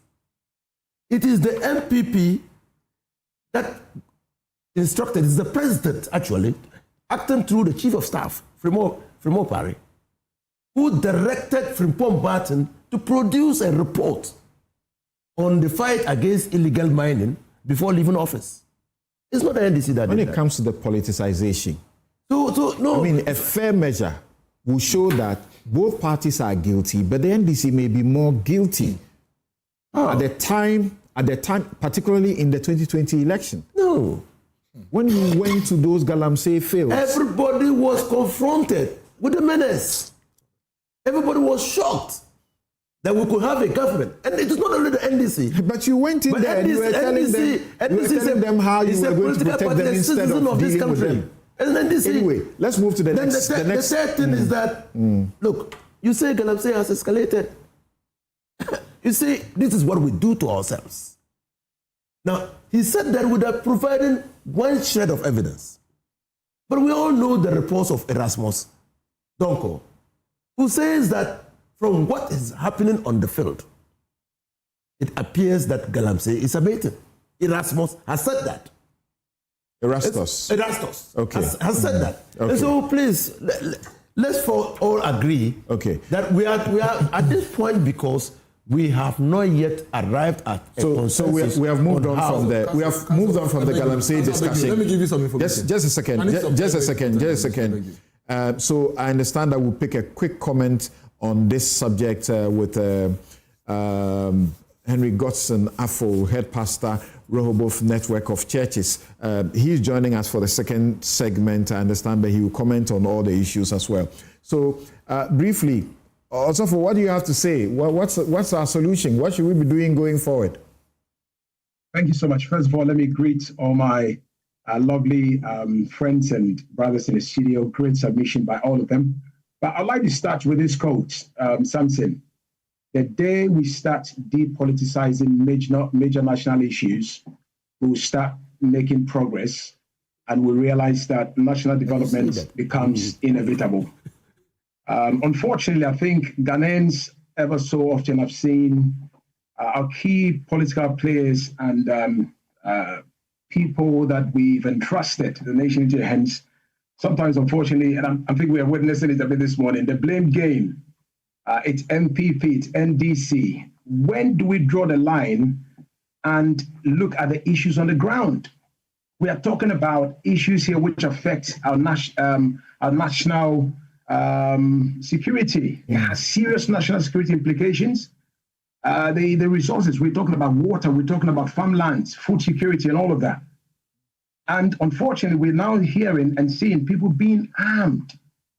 My brother, these are very serious issues. And I think the first thing I'll say in making progress in this area is to depoliticize this issue. Okay, Reverend, a small question before you proceed on. A quick question. Yes, sir. If the NDC made promises that they will scrap the LI we are talking about, that they will impose a state of emergency, and Dennis joins us on this show and asks them that question, is that politicization? I think certainly our key political parties will make their pitch and their stance. But I want to sit here from where I sit in a very objective position, and I want to commend every little effort that has been done in the past. And I think we all need to look at what good things have been done, and whatever we do going forward, pick up from where the other party left off. The politicians are failing us. They are in control of the ship of state. They are failing us. And if they make a promise and they don't keep it, we should call them out. Why should we say that will be politicization? So we shouldn't. The thing is, we can sit here for years and years trying to punch holes in what that person did. And I realize the statement that says, oh, this one has offended even more. We understand there's been failed promises in the past. Let's wipe a clean slate. And that is where I'm looking forward to the day where we're going to have a solid national development plan that we stick to. And as my brother said earlier on in the studio, stick to the deliverables, stick to the key objective, so we can go back and sort of benchmark what we feel has to be done and make sure that we're not just ticking the boxes, but we're delivering. And I want to say this, in terms of the solution, this is where I come in as a man of the cloth. The last time I checked, and I did my little research, the population of Ghana is in the excess of 35.1 million. Out of that, a whopping 71.3 of this population are Christians or people who identify with Christianity. Muslims, 19.9%. And this is based on the 2021 census. Altogether, a whopping 92%. And I believe that a lot of these people are causing issues, environment, greed from money to do with Galamsey. Most of these people are in our churches or in a mosque or in some way belong to a particular religious organization. I am calling also on the churches. We have a role to play. This is something that affects all of us. We need to start putting this into our Sunday morning services, educate people. And finally, let us put it even into the curriculum. Put it there. But that's a sad commentary. Let's study about these things. That's the saddest commentary, Reverend, isn't it? That we are all religious. We are all religious. If you are not Christian, you are not Muslim, you look up to something that you are religious about. And yet, this is where we are. Greed. Like Reverend Joyce I said last week on this show. Last week we committed the whole show to mourning, the 8th. And this is what she said. That's the truth. It's greed. This singer will say, part-time Christian seeking to deal with a full-time devil. That's what we are engaging, right? Yeah, he's from my city in Takrade. So we sometimes stick with the truth. But let me just conclude on this. And you like to hear this. And the reason why I say that committed to the curriculum. Start teaching it in the primary schools. As early as age 5, let us teach them. Take them to these sites. Show them the evidence of what is going on now. Kidney disease, liver disease, and all of that is on the ascendancy. And there is a key reason for that. Our water is being poisoned. It affects everybody. So let me just show you something here. I've talked about 92% in the excess religious, okay? And you throw in other religions, Hindu 1.3, traditional religions 3.2. Let me just tell you this before we move on. Do you know that actually people don't, and we don't preach this in our churches, but I'm telling you this. If you look at the Bible is very emphatic on how we should keep our environment. And it is very clear.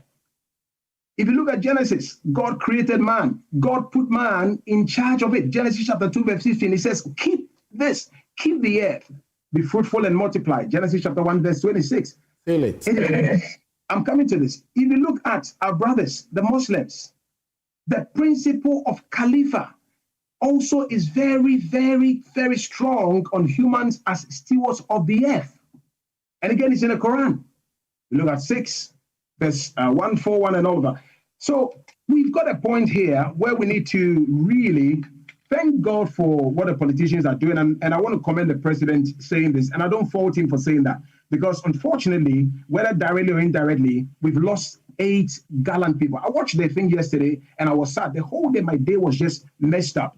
And everybody will be sick to death. When you look at this, what happened yesterday, you'll be sick in your stomach. So let's re-galvanize us and let's look at how we can make this a national issue, put it into the curriculum for schools to study about it, put it into the churches, and let's go from there. Thank you very much. And the bottom line is what Kabila says. The greatest honor or tribute we can pay to the departed faithful 8 is to end illegal mining and its unsustainable concomitants. Let's keep our focus now on what questions you have about what should be done going forward. Yes. Not about Galamsey, about the crash. But let me supply some information on Galamsey. It's fair. Can I?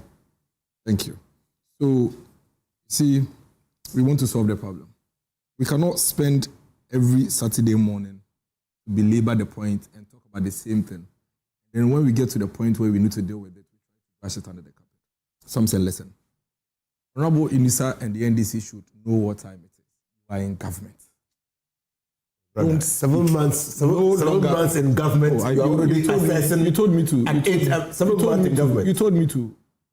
You are in government. You made specific promises. Indeed, you made the Galamsey promise within 100 days. That's your promise. We didn't make it for you. To stop Galamsey in 100 days? I beg you. Oh, why are you doing this? No. It was to take the steps. The steps. Not to stop Galamsey. If you do this, I will do it to you. Conclude what you are making a statement. You shouldn't say that. We are moving on from here. We are moving on from here. No, but you shouldn't say it to me. Don't do that. I beg you. I was going to do it to you and you stopped me. Please, let me flow. The NDC should understand that if they continue like this, we'll withdraw our cooperation like they did to us. You have no. And if we withdraw our cooperation, you have no that power. We don't have power to withdraw our cooperation. What position do you hold? Why, Samson? What position do you hold? Would you handle this so that I can speak? You are cooperating. Can I speak? Okay.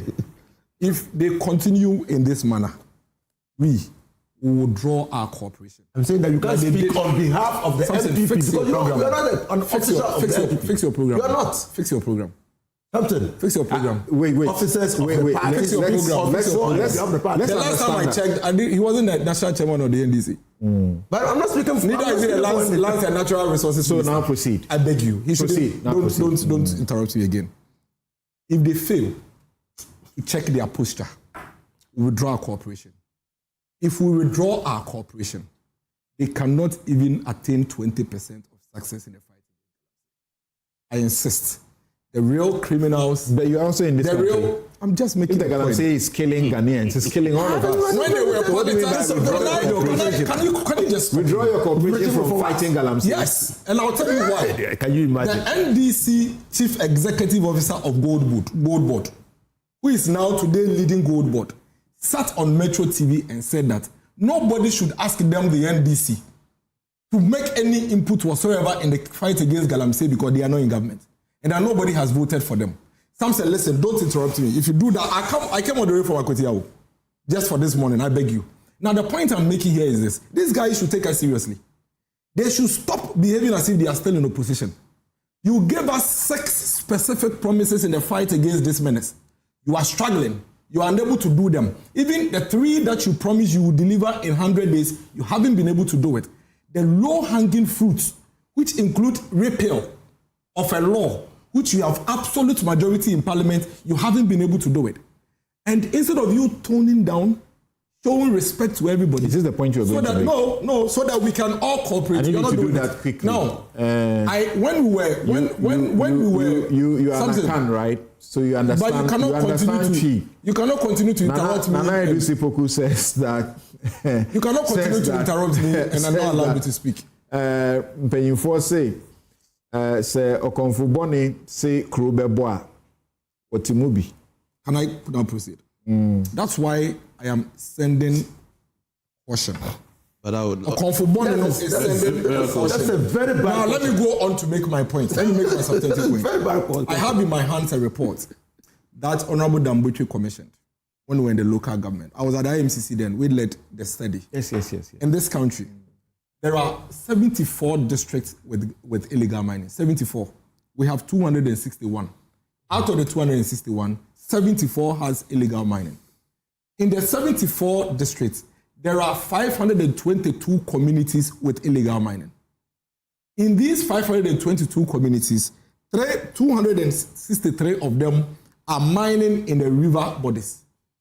307 of them are actually on land, like I mentioned the Osino scenario where they are doing it in the market and what have you. 89 are in forest areas. The NDC government today, they have this data. They know this information. We don't have Galamsey happening everywhere in Ghana. There is no Galamsey in Dansoman. There is no Galamsey in my Equiapem North. The communities with Galamsey are listed here. Some said if I pick Adansi Asokwa, the list is here. Brofi Yodru, Old Atatem, New Atatem, they introduced the water guards also to help fight this. Now, if you have this data and you have this information, you don't come and sit on TV and reference Nana Danko Akufo-Addo, who has been voted out of office and is on retirement, when you are challenged and faced with an existential threat to our survival. It is the most disrespect and insult to the people of this country. And I think that it's high time that they realize that they are in government and speak as people with so this is what I'm going to do. This is what I'm going to do. Thank you. So this is what I'm going to do. As I did ask you, I want you to move away from Galamsey. And we are doing this in the next 10 minutes because we need to move on. Tell me briefly what issues concern you are nagging that you want to be addressed after the crash. Yes, so the issues clearly were captured in what the president said yesterday, that no matter how you look at this, simply doesn't make sense. Why doesn't it make sense? The aircraft left Accra for Obuasi. The military said it fell below, or it flew below the radar at a point. What did they do? Did they scramble another helicopter to go along that route to see what was happening? Or what did they do? The fact that we now know that the pilot was an experienced pilot, very trained, very experienced and trained pilot, skillful. The best hands you can have. So clearly, how was it as a result of pilot error? Or what was it? Or a foreign object hitting the aircraft? Why, during the redundancies, and I've been reading on aircrafts, they have backups, and the backups have backups, because it's very risky to fly in there. Yeah. So, what did this aircraft, Z9, did they have backups? And where it fell was only how many minutes to the landing point where it was supposed to land. So why? I mean, and we've had reports that there are difficulty in London. What was the difficulty? That is why we cannot bring this matter to a closure until the experts look at the black box. decipher what happened. There are some who claim that probably the aircraft could have been struck by a foreign body. The bird strike, what is it? We understand that is almost impossible. Wow, well, so you see, but people still unless it's an artillery striking, you can't. Very well. So what is it? How did the aircraft come down where it came down? And I've been thinking, when I was not in the country when the thing happened. And when I was flying back, I went to the tracking device on the aircraft. And then the Malaysia MH270 got lost, and after now they are still finding it.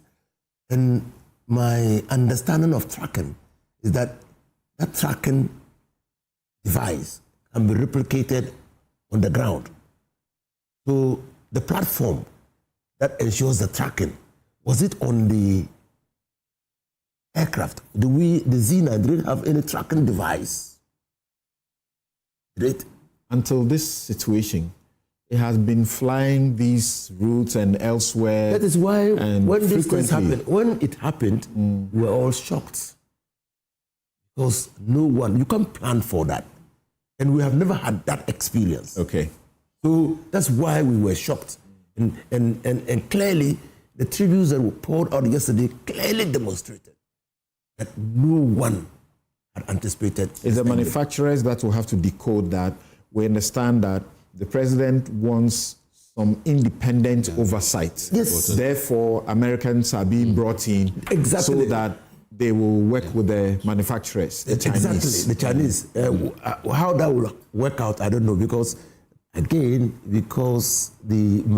original equipment manufacturer will want to keep certain things secret because of what they are the manufacturers. Right. Immediately you open it up, the technology and everything now gets exposed. But it is important that we have an independent third party supervising all this. Okay, thank you. Yes, Dennis. As Sam said, I mean, this sad situation, it's always difficult to look at what we could have done. My father, Faridonko, always says that with the benefit of hindsight, everybody is wise. I still think it's an accident. Because we should investigate. I don't think we should continue to belabor and try to constantly run various conspiracy theories and scenarios around. Only God knows how many times I've sat in the helicopter. Only God knows. You know when you're in the local government sector, because you have to crisscross. You know, often we forget that you were actually behaving like provide some headship within the local government sector. Yes. So you would have, all the time, because usually if you have to go to country, usually if you have to go to a T region, because of the distance, sometimes you save yourself the stress of long hours of travel in and out. Right. So you have to go with the chopper and come back. So sometimes you can even go with the chopper, have a program in OT, and come back and have other functions in Accra. Only God knows how many times I have sat in that helicopter. God knows best, to be very honest. We've seen people have accidents even on the Legon, University of Ghana, Okongulu area, and die. I'm sure you wonder, how can anybody have an accident at Okongulu and die? Where the speed is not so much. It's an intersection. People are supposed to do that. So for me, accidents do happen. In as much as we'll have to investigate and understand it, I think we need to also admit that accidents do happen. If you don't take care, you'll be running so many commentaries that are purely based on assumptions and things that you cannot put a finger on. And we must mention that the New Patriotic Party has done something that is getting a lot of applause for. Justin Frimpong went to the NDC's offices with some executive and they denounced, party members on the fringes who are making commentary, that's, unsavory about the incident, and sort of also apologize on behalf of all of that. Because that is what is, you see, beyond politics, these things show you that we are just like ants in the sight of whichever world that is beyond us. And that nobody controls anything. Okay. You can just wake up. I mean, think about it.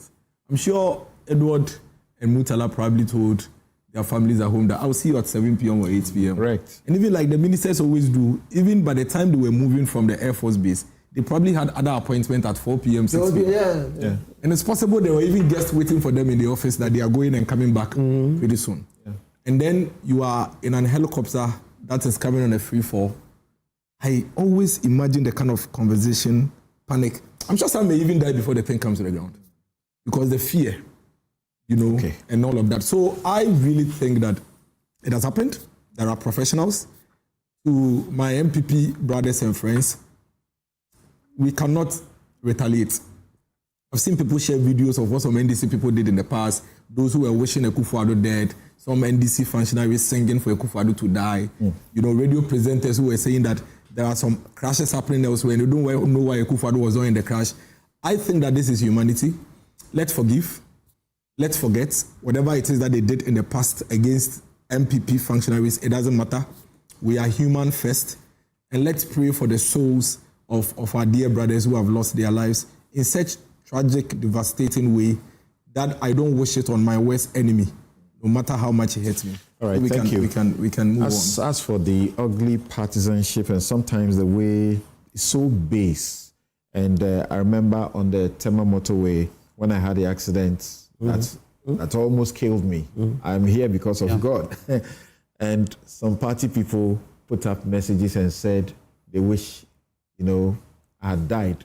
It's the NDC boys. Yeah. NDC boys. It's serious. NDC boys. Yes. NDC boys. No, let me make a quick tribute to Dr. Mani because I, particularly for last year, worked with him very closely, trying to deal with some of the slavery violence accompanied the elections. You have to say, he's definitely one of the good ones. I would, really committed to his country and was very, very, very committed and making sure the elections came out peacefully. So I still feel numb when I think about passing and the fact that there's nobody, and so it really makes it. Sometimes you're not sure if it's actually happened. But there are three things. We are not good at learning lessons from tragedy and disaster in this country. We keep repeating the same things. One of the first things is that we really don't have a good system for educating our citizens, even our leaders, or training them, orienting them about how you deal with accidents, incidents. I mean, sometimes even accidents happen and people are just going to carry somebody could have like a broken bone or whatever. They would just, grab them anyhow. So normally you get it through your school system. You're not getting it from there. If NCC was doing more, maybe you get it from there. So we have to ask ourselves, how do we create a mechanism for picking up this kind of knowledge? When an accident or an incident like that happens, when you go there, what exactly are you supposed to do as a citizen? I don't think even our DCEs and so on have that about emergencies and so on and so forth. They are supposed to be heading the municipal security and so on. But what kind of orientation do they get from, say, NADMO and so on, that when these things happen, when you go? So I think there's that we have to deal with. Then, of course, the issues about aircraft, its maintenance, its procurement, and all of those things that ensure the highest levels of safety. Because the political class just have to ask themselves, they are the most proximate to a bad sort of safety culture in the state. If they don't fix it, they will die if that is not happening. And then what has come up, which I think is something we also have to look at, is basically the armed forces, the state of the equipment that is available for them. And I think maybe in all of this post-event, we need to look at that as well. It's not obviously for public, but it is something that we need to pay attention to. All right. So, Reverend, what would you say briefly about this? What's on your mind? What we need to do going forward after the crash? Once again, our commiserations with government, with the families of the bereaved, and they continue to be in our prayer and our thoughts. Very sad. I watched everything from day one, again, how we handle things. But to be fair to those in charge and the likes of the Ashanti Regional Minister, the way he conducted himself, people like that we need to mention for commendation. I believe that under the circumstances, what they could organize at the time they did. But I'd like to add my voice to what my brothers have said already in the studio, that we need strong education on how we deal with incidents, not only incidents of this sort, but even road accidents. And again, it goes down to education. One of the things that I think we could be doing very well with all our institutions, educational institutions, especially when you get to the university. I remember back in the day, UCC, when I did my first degree, we used to have those AfroStat and some of these other nice programs you do at level 100 or level 200. We could add things like first aid. Okay, first aid has to be something that we have to roll it out across schools, across institutions, across various organizations. How do we handle these things? And even within our townships, our villages, we can break it down to their level so that anything happens, somebody collapses, somebody is about to deliver, there's no way they can get a person to the nearest clinic. How do we deal with these things? And these are the things that we need to learn from this incident. As much as possible going forward, we should be able to put some resources into education on how we deal with first aid. And I think that would be one of the best ways to go. Thank you. Thank you very much. So we take a break. We'll be right back. When we do, we'll quickly try to understand what the prophecy review protocol will be and what will be the purpose, really. The statement that came out saying that if you have a prophecy about concerning a national security matter, concerning members of government, that the Jubilee House will wish that you send a prophecy to them so that they would review it. Well, Elvis Free Ankara says that they have received so many by now, and 80% he can tell it's sort of rubbish. And they have to look at the other 20% and see if they get something out of that. What exactly is this, heading to? Some have said, you just can't do this. We are not a theocracy. And if you want to spend your time on prophecies, like Esedun Ketia says, life must go on. Let the prophets do their thing. Let us also run government. Otherwise, you may not even be able to move. Because if they got up today and told you that there's going to be some helicopter crash and you have to get into the helicopter to go somewhere, will you say because of that you won't go? And we are also discovering that some of them actually, right after an incident occurs, they go and manipulate their prophecy and put out something which is false, which they didn't say, and try to claim that they said it. You have heard from Ezeta Wusubempa, who says that he tried to avert it, that he was not. Who should allow you? Just avert it. All this, crap. And then yesterday, there's somebody too who was at the funeral saying that he should be allowed to resurrect the dead. If they allowed him, he would have resurrected them. Why should you be giving access to the place? Just sit where you are. Why? Your God is blind or can't see. Anyway, we'll be right back. Yep.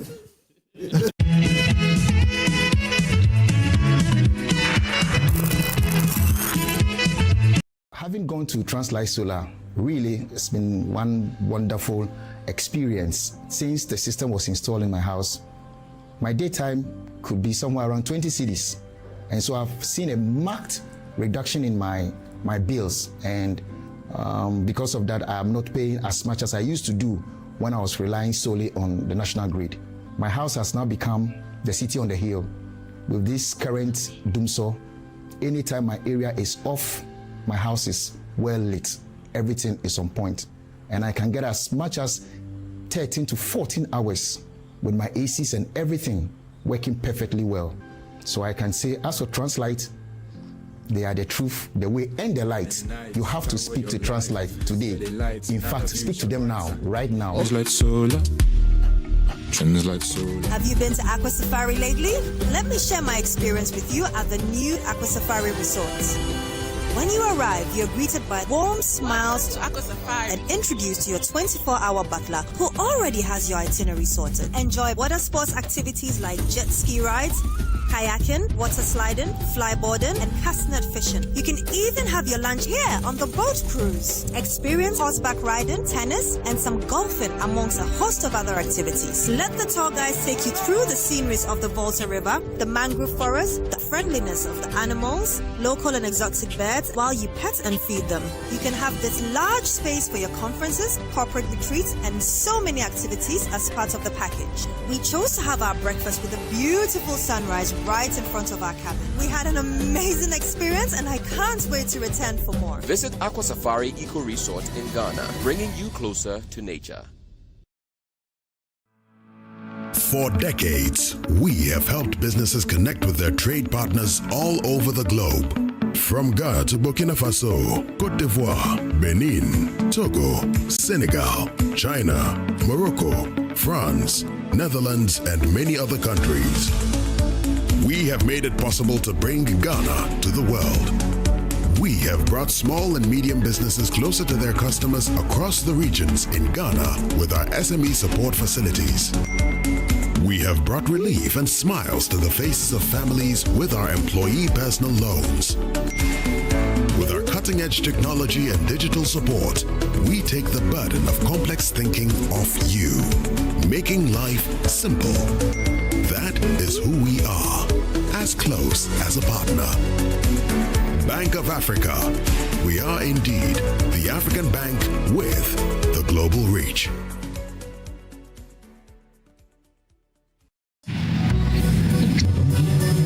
So, Charlie, the deal there, I almost get her.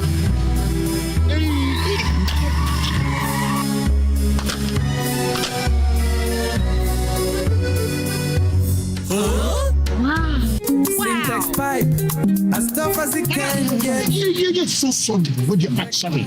Oh, what am I doing? You was a thing. What the cat never won me with the catch. Hey! Now, I'm pipe. Between the high and carbon. Hey, madam, pipe menu. A syntax pipe. Me tono, Omukacham send a one day pa. Say a fee, say a foam. The other pipe we be a yen gum. Syntax pipe. Why only key? Come, madam. From today, syntax pipe in my pipe. No 2 ways. We need a pipe ben abe you see. SINTEX pipe. Syntax pipe. In a carry water. No hala. Every dream starts with a prayer.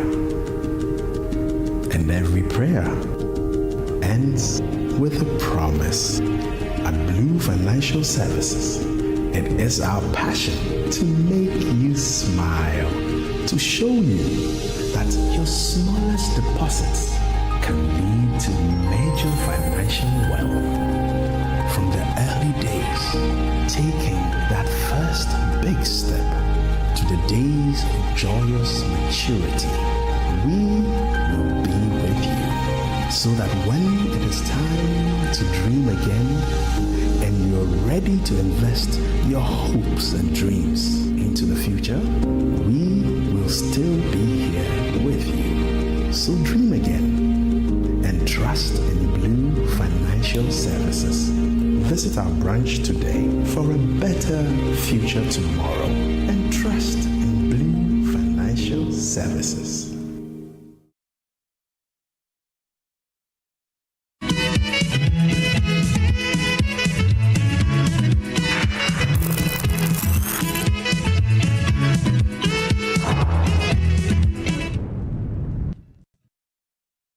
You have a prophecy for me?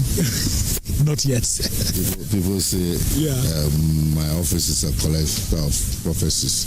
I think that first of all, I got my appointment letter about 2 weeks ago.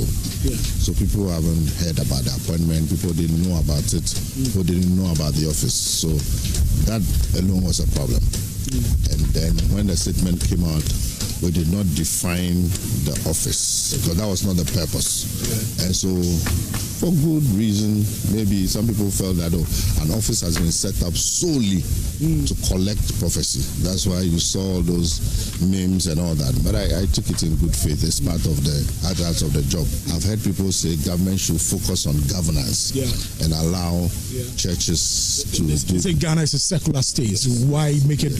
Yeah, but what is governance? Governance is the government is to ensure the interests of the citizens are protected and advance those interests. Now, Christianity, Islam, or faith has become part of our society. I mean, 90% of the population. So it's your reality that you have to deal with. And then we've had situations where there are thousands, millions of very, very good pastors, but you have situations where a few of them, the things they say and do in public tend to cause fear and panic. And unfortunately, within this period when the country is grieving, you have situations where people say, well, we foresaw it, but we couldn't get access to official documents. Okay, so you're welcome back. And my guests in the studio, Miracles Abuaje, Dennis. We have also Reverend Henry Godson Afo, Dr. Kwame Ujopumpuni Asante, and Inusa Fuseni, who is former MP and former minister. Now, the statement that was issued from the office, it's not long. I want to read it out to you. The Office of the Presidential Envoy for Interfaith and Ecumenical Relations, Office of the President, Jubilee House. And the statement is dated the 10th of August, 2025. And it is directed to all ecumenical heads. And it says, Dear esteemed leaders in Christ, headed, Strengthening Spiritual Partnership for National Direction and Healing. Greetings of peace and grace from the Office of the Presidential Envoy for Interfaith and Economical Relations. On behalf of the President of the Republic of Ghana, His Excellency John Dramani Mahama, and the Office of the Presidential Envoy, I extend heartfelt appreciations to you and your various denominations for your unwavering spiritual support, intercessory prayers, and sustained leadership in promoting peace, moral integrity, and national unity. Your role in Ghana's spiritual and civic life remains indispensable. As part of strengthening national coordination on spiritual matters, especially in these times of uncertainty and complexity, we kindly encourage you, those of you who have been misreporting what the statement is about, as if it's an edict that everybody must obey. If you don't obey, you are in trouble. It says, we kindly encourage you to inform all prophets, men and women of God under your oversight, that any prophecy or spiritual insight of a national nature, it's not about anything about somebody is going to have twins and the rest that they do all the time, about somebody's mother is a witch or somebody, their mothers never kill them until they meet these prophets. Now, so it's oversight that any prophecy or spiritual insight of a national nature, especially those with implications for high-profile political leaders, governance, national security, or public stability, should be formally relayed to the Office of the Presidential Envoy for urgent review and appropriate escalation. This is in the spirit of responsibility, discernment, and stewardship over the nation's destiny. Furthermore, in the light of the tragic accident that occurred recently, which claimed lives and involved government officials, military personnel, and NDC party executives, we humbly request your intense prayers for the president, for the government, state institutions, the bereaved family, and so on and so forth. It was signed by the envoy, Elvis Afriankra. So, Rev, what do you make about the public outcry that this was needless and the state doesn't have to get involved in in all of this. After he issued it, one of those who is said to have made a prophecy about this particular incident, and people are so gullible. Just listen to that prophecy. It has nothing about this. Listen to it clearly. All the caveats are there, and the ifs and all, they are all there. If it didn't happen, they'll say, well, I didn't say it will happen. Now, one of them said they need transportation. They should actually be giving vehicles, and some of them should be appointed into that particular office. What do you say? Thank you very much, my brother. I would like to start off by saying that prophecy in Scripture is well situated and very clear.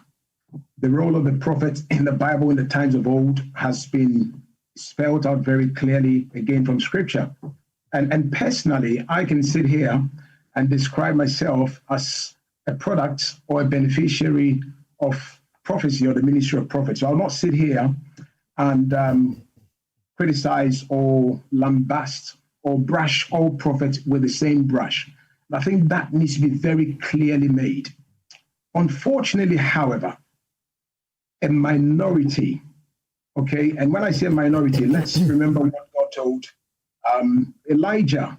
So Elijah, as we know it, major prophet of God. So if you read about Elijah from the book of 1 Kings, from chapter 19, you can see some of these things that I'm talking about there. But at a point, he felt that he was the only prophet. God says, no, I've reserved for myself more prophet than he ever thought. So when you look at it, God always has more in the thousands, 7,000, all of that.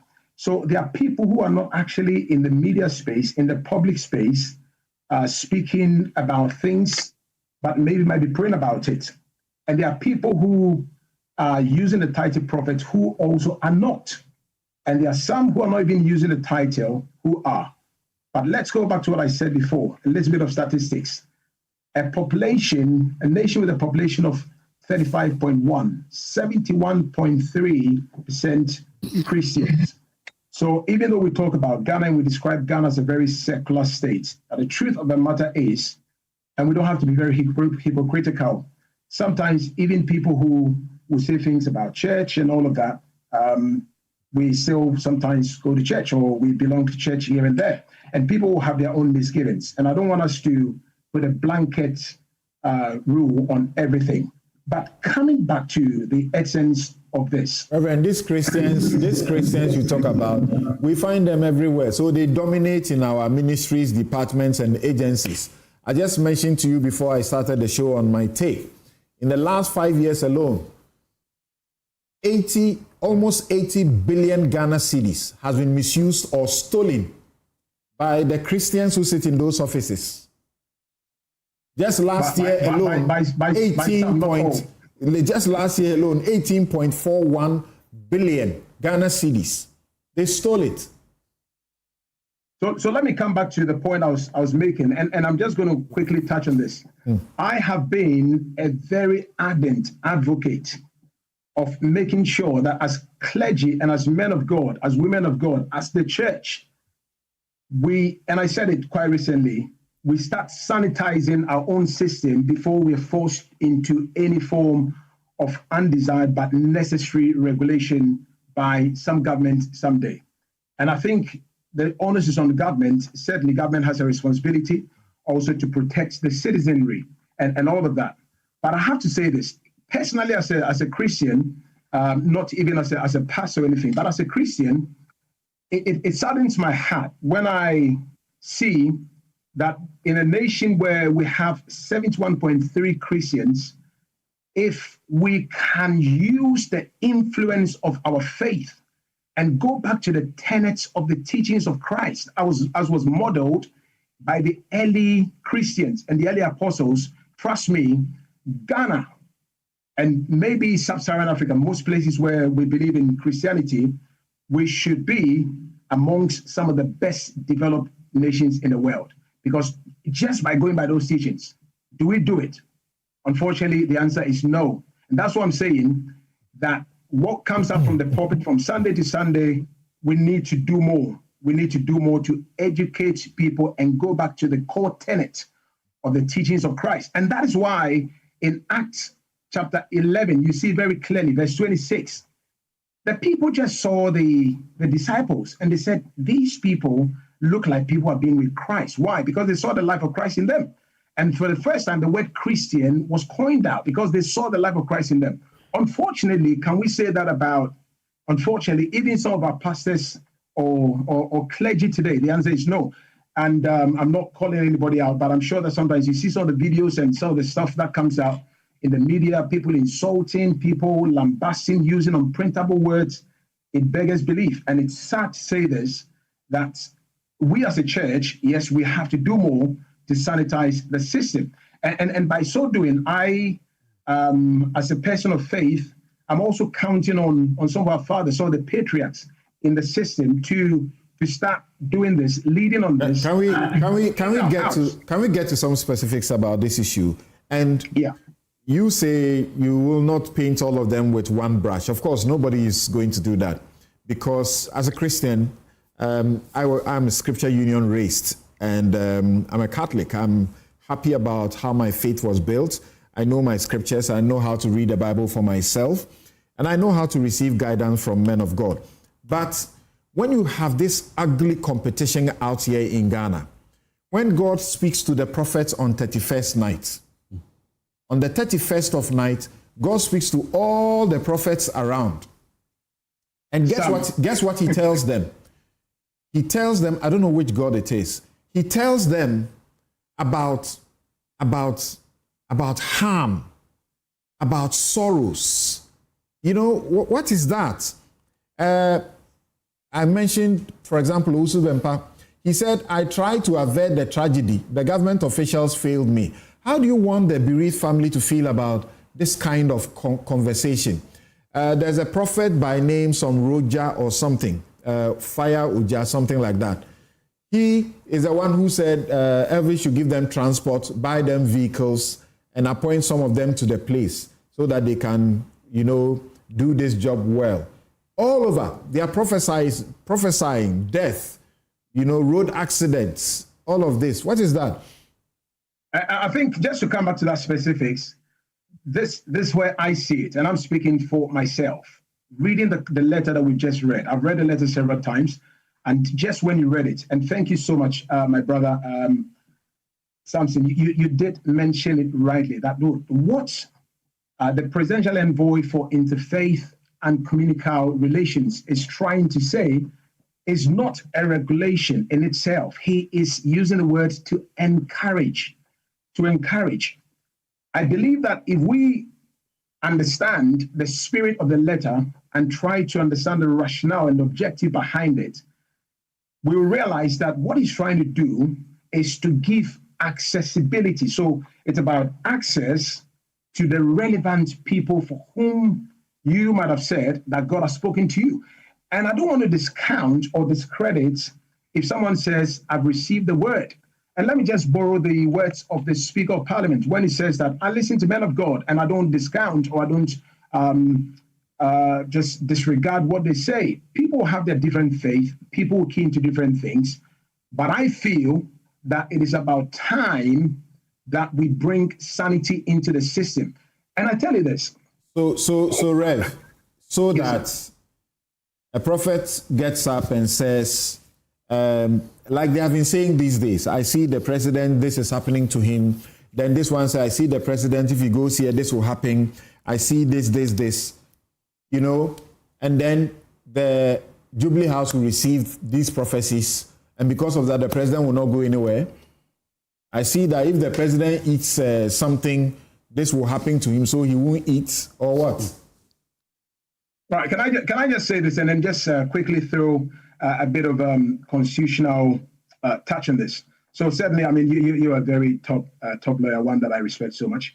Article 21, Clause 1C says it very clearly that all persons shall have the right to freedom to practice any religion and to manifest such practice. But certainly, it is also very important for me to mention that such customs should also be situated within some form of responsible practice. That's why the same Constitution in Article 21 Clause 1A also goes on to talk about the fact that you will have your right to freedom of speech and everything, but we have to be mindful to how these things are done. I'm going to tell you this. I as a Christian, I don't live my life based on prophecy.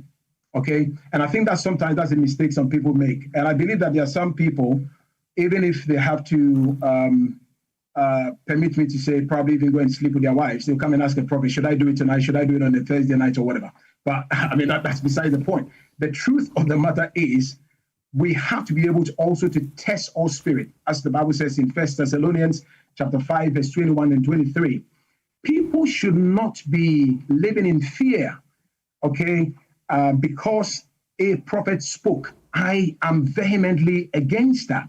And I think if we limit ourselves to that, at some point, we almost become akin to what some terrorists were doing back in the day in the West, just trying to bomb a few places to put fear and panic into the lives of people. Yeah, that's why we have law in this country. Exactly. If you say things that tend to cause fear and panic or fear and alarm, it is a criminal offense, punishable at law.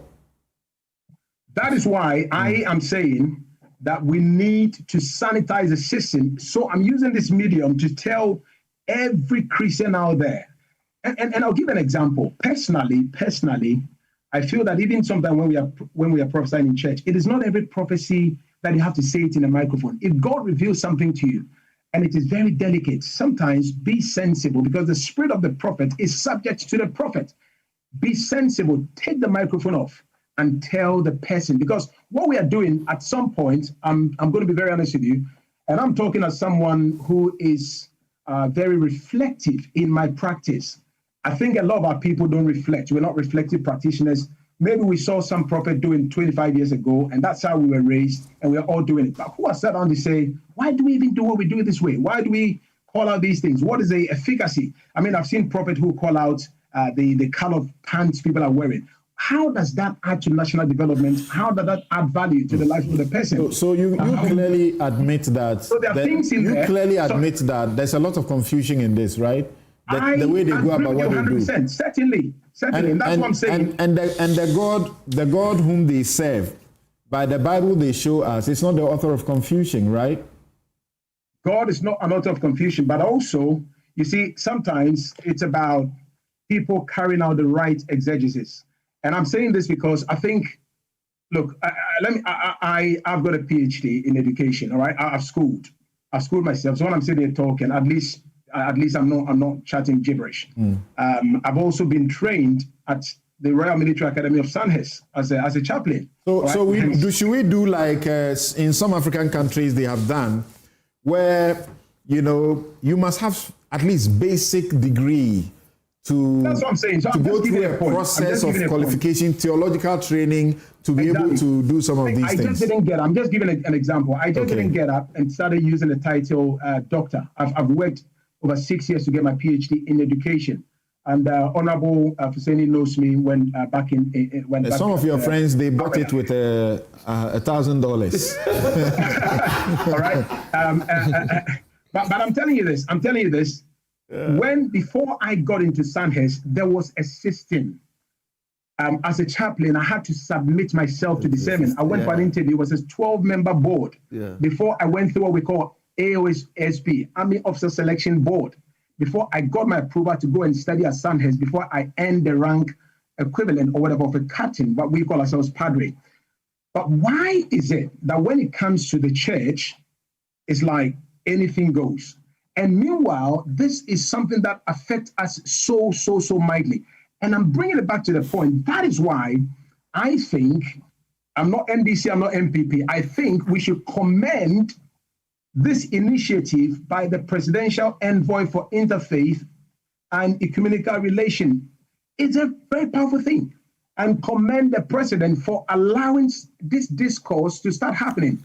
Okay. And if at some point, please, sir, if at some point we can have this discourse and then we begin to interrogate our practice, reflect on it, I'm sure that you have men of God even starting to call for licentiating or giving some kind of a certification. Thank you. Hold on that note for us. Doc, he called for it and says he has received so many inundated, and he says 80% of that is rubbish, so to speak.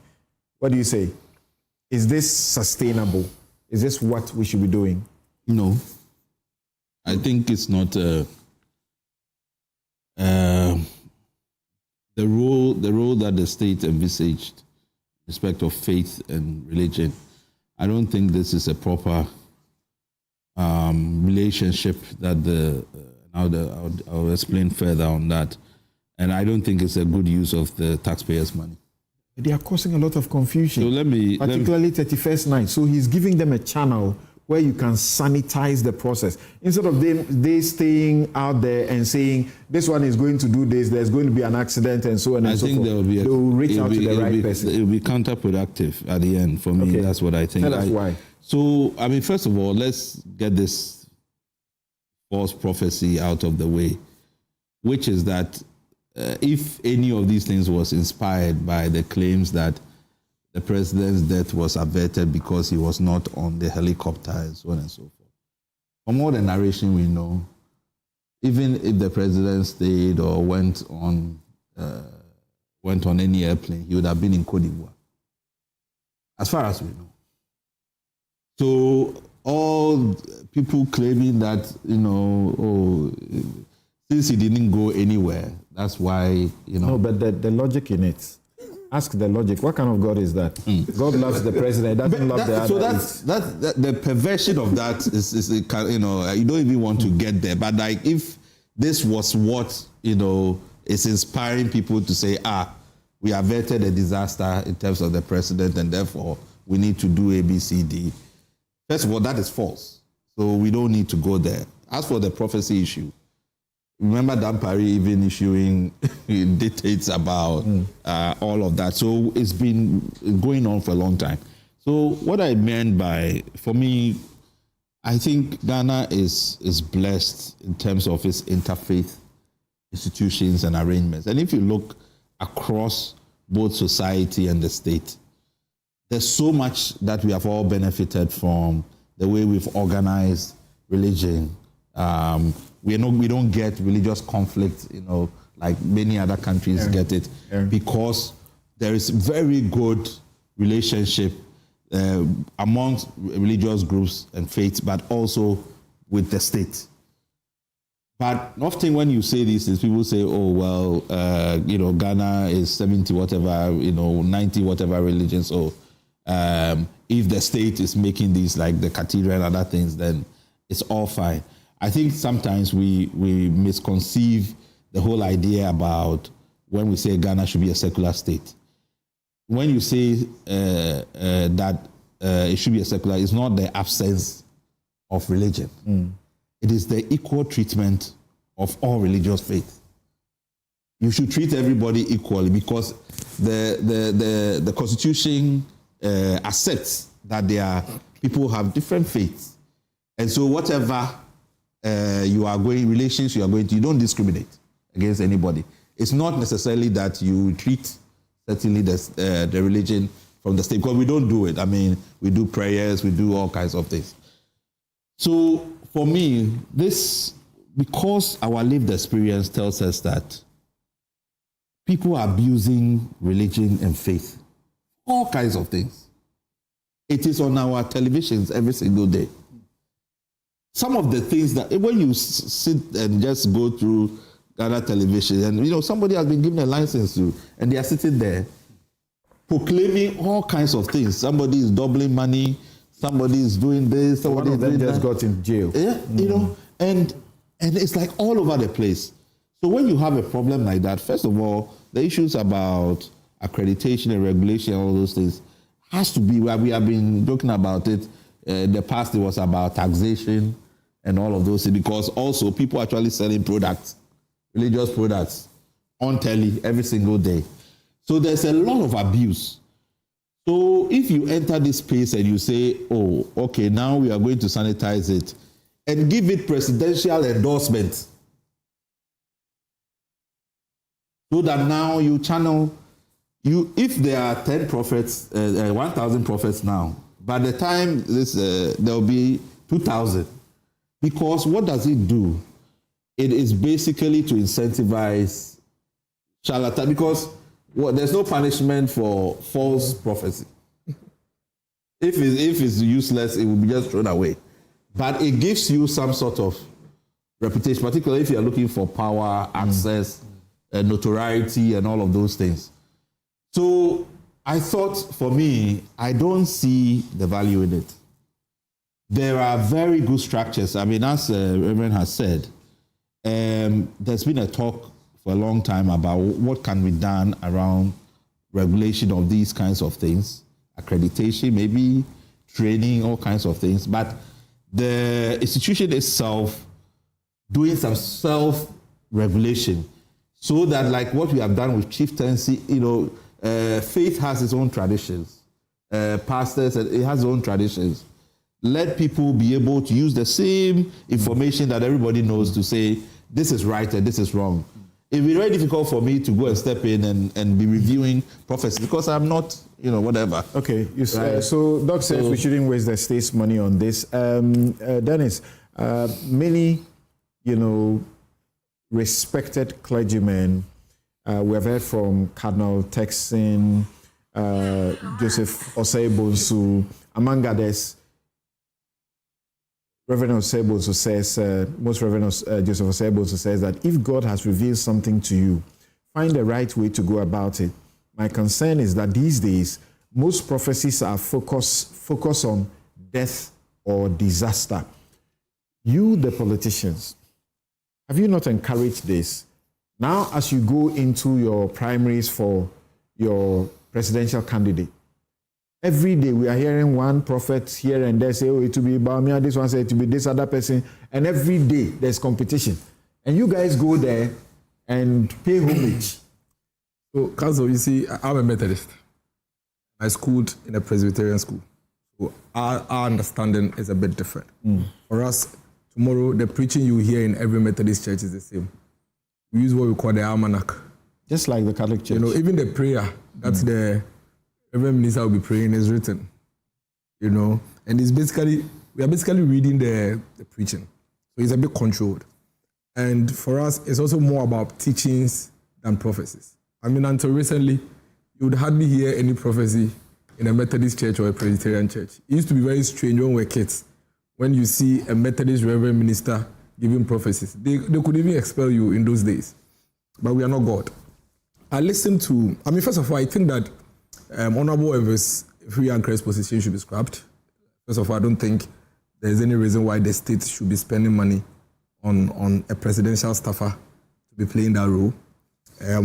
The government should be clear. If you want to secretly appoint a deputy minister or a minister for religious affairs, do it.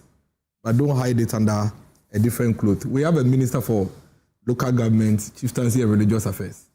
If anything, that's his job. He should have a unit or a desk in his ministry. But if you have a whole presidential staffer in the caliber of Honorable Evans Free and Crest to be doing this and to be moving around with pastors and prophets all over the place, what is the use of the ministry?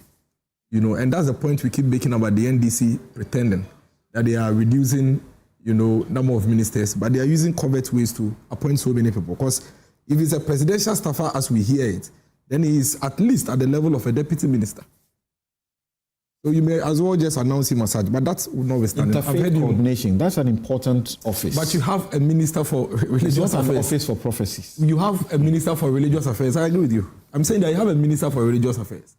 So if you want to appoint another one, do it. Don't tell us you've cut down ministers and you're appointing people at the same level of ministers to play roles that you could have done. But let me come to the substantive matter. So I've heard him actually use 1 Thessalonians as a basis for the approach. In fact, he quoted 1 Thessalonians 5 verse 20, which says that do not treat prophecies with contempt, but test them all. Hold on to what is good. I watched the banter between him and Uncle Kwesi Pratt on Metro.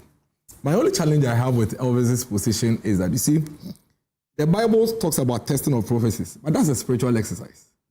It is not a carnal exercise. He's an intercessor, you know that. It's a spiritual exercise. Now, in this exercise of spirituality, I mean, you can reference 1 John 4 verse 1. It's not a governmental function. This issue is bringing up issues that are theological, practical, and even constitutional. You cannot use human systems and structures to control prophecies. That is a big problem. In fact, he's right, because even Jeremiah speaks about false prophets. And Jeremiah raises serious issues about how a lot of false prophets have gone into the world. But there's nowhere in the Bible that he refers to that says that government can control or censor prophecies. Indeed, even in the Bible, at the time when there was an attempt by some governments to control prophecies, you know what they did? What they did was that they used that to control the people. And they started influencing prophets to say things that they want them to say so that people will follow. So there's actually a biblical principle when it comes to an attempt by government to control prophecies. It's in the Bible, where in an attempt to control the people, the government at the time actually did the true prophets. And for me, that is the danger. Because you see, I'm NPP, you are NDC. The government is paying you money. And you are saying that if a prophet wants to say something that God has shown him, he should come and tell you first. Then you. Something about. Yes. About the state or high profile people. Come and tell you. Then you would review. How do I trust that you will not censor it? You are a pure politician. How do I trust that you will not censor it? So tomorrow, the prophet tells you that, God forbid, honorable, no, let me not use that. Honorable A, B, C, D is the one that will die. Then you tell the prophet, or you will come and interpret it, that is all that guy is miracles. Because I'm your opponent. It is unheard of. It is unnecessary.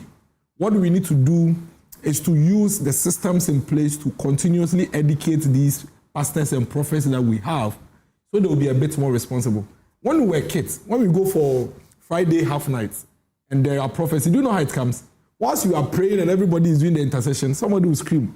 And then the person will start saying, my children, it is me, your Lord, speaking to you. I have seen this, I have seen that. At what point are you going to control that? At a time when you and I know. And then they even used to tell us that when the thing comes, like, some of them used to come in a different language, some strange language. They say that if it comes and immediately there's one interpretation that is fake. So immediately that one comes, you should hear somebody speaking it in a language that you understand. But the point is that now that we have all these prophets on TV, and the Bible says that when I take the microphone and I am of God, I am consumed by the Holy Spirit and the Spirit speaks through me. Some prophets and pastors will tell you that when they finish their service and sermons, they don't even recollect what they said because they were in their spirits. And you are saying that when the Spirit is speaking to me as a prophet, I should pause. What if I forget? It is not, you see, and these things, it's not as if when they say prophecy, God has a timetable for you to go and pick your pen and paper and write it. I am preaching. Whilst I am preaching, I spot something. And the Holy Spirit tells me, this guy is going to be involved in an accident. How about 31st night? They see it. It's discerned.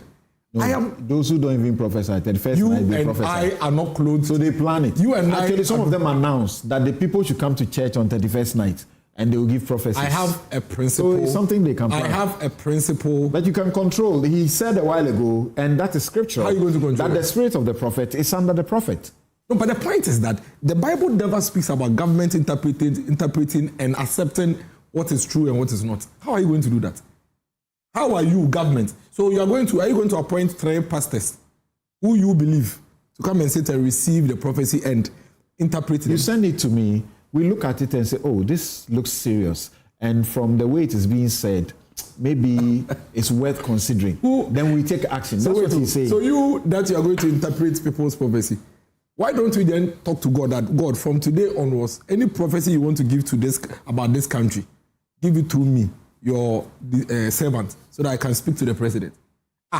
There's a pastor in Kasapepe that God has chosen him as a vessel and spoken through him. You are saying that pastor should come and subject his prophecy to Samson, whom you trust and believe as the man of God, to interpret the Kasapepe. Are you the one now censoring who God should call and who God shouldn't call? I think that, first of all, it's not practical. You know it's not going to work. I was watching one prophet yesterday, and he says that he doesn't even know why they are doing it, because the number of prophecies that they are going to send to the presidency, they cannot control. He said it. He said that the number of prophecies that they are going to send to the presidency, they will not even have space to receive it. Now, if you have 1,000 prophets sending you messages every day, or sending you prophecies every day, how are you going to even catch up? Even as politicians, as I sit here, there is no day that passes without me receiving one prophecy or the other about me. There's no day. Every day I'll have a pastor send me a message, and all of them will tell you it's emergency, it's serious. It is just by the grace of God. Because the sort of things they call us and tell us something, the sort of messages we receive every day about what God has told people about us, that will happen to us. If we don't take care, we can't even sleep. If you don't take care, you cannot even sleep. Like they see basically, I'll be on TV. As I leave here, somebody will send me. Whilst we were speaking, I saw a yellow star on your forehead, and I could see that. Every day I get it. And they tell you that if you don't get back to them, there is no way you'll be able to. Why do you encourage it? No, you're not encouraging it. They are sending it to you. It's a miracle. You understand? You're not encouraging it. They are sending it to you. So governments and Elvis should just admit that we're in a serious situation as a country. What we should use are approaches that would work, which include sensitization. Let's use their associations, the Pentecostal churches, the Christian Council, the Catholic, and all those things, so that they will tell them that, listen, from today onwards, we are all in this together. If you should have a prophecy about the nation, we beg you, just do something about it and avert it. Okay. You understand? Right. Why is it that when you have a prophecy about me, you have to reach me first before you're able to fix the situation? How does this work? When Osubempa says for 3 months, he was seeking audience, calling people, but they didn't put him through the officers who must hear him because he was trying to avert this tragedy. And Dennis just mentioned the Christian Council of Ghana. The former General Secretary, Reverend Dr. Kwabena Opunifrimpong, says which people are going to review the prophecy. How does a politician teach pastors what to do? Consult the clergy before making a public pronouncement. And of course, this subject is not new, but it is the invitation by the presidency or the encouragement that is bringing it up. I remember hosting the very Reverend Professor Asamoah Jedu, who is the presiding bishop of the Methodist Church.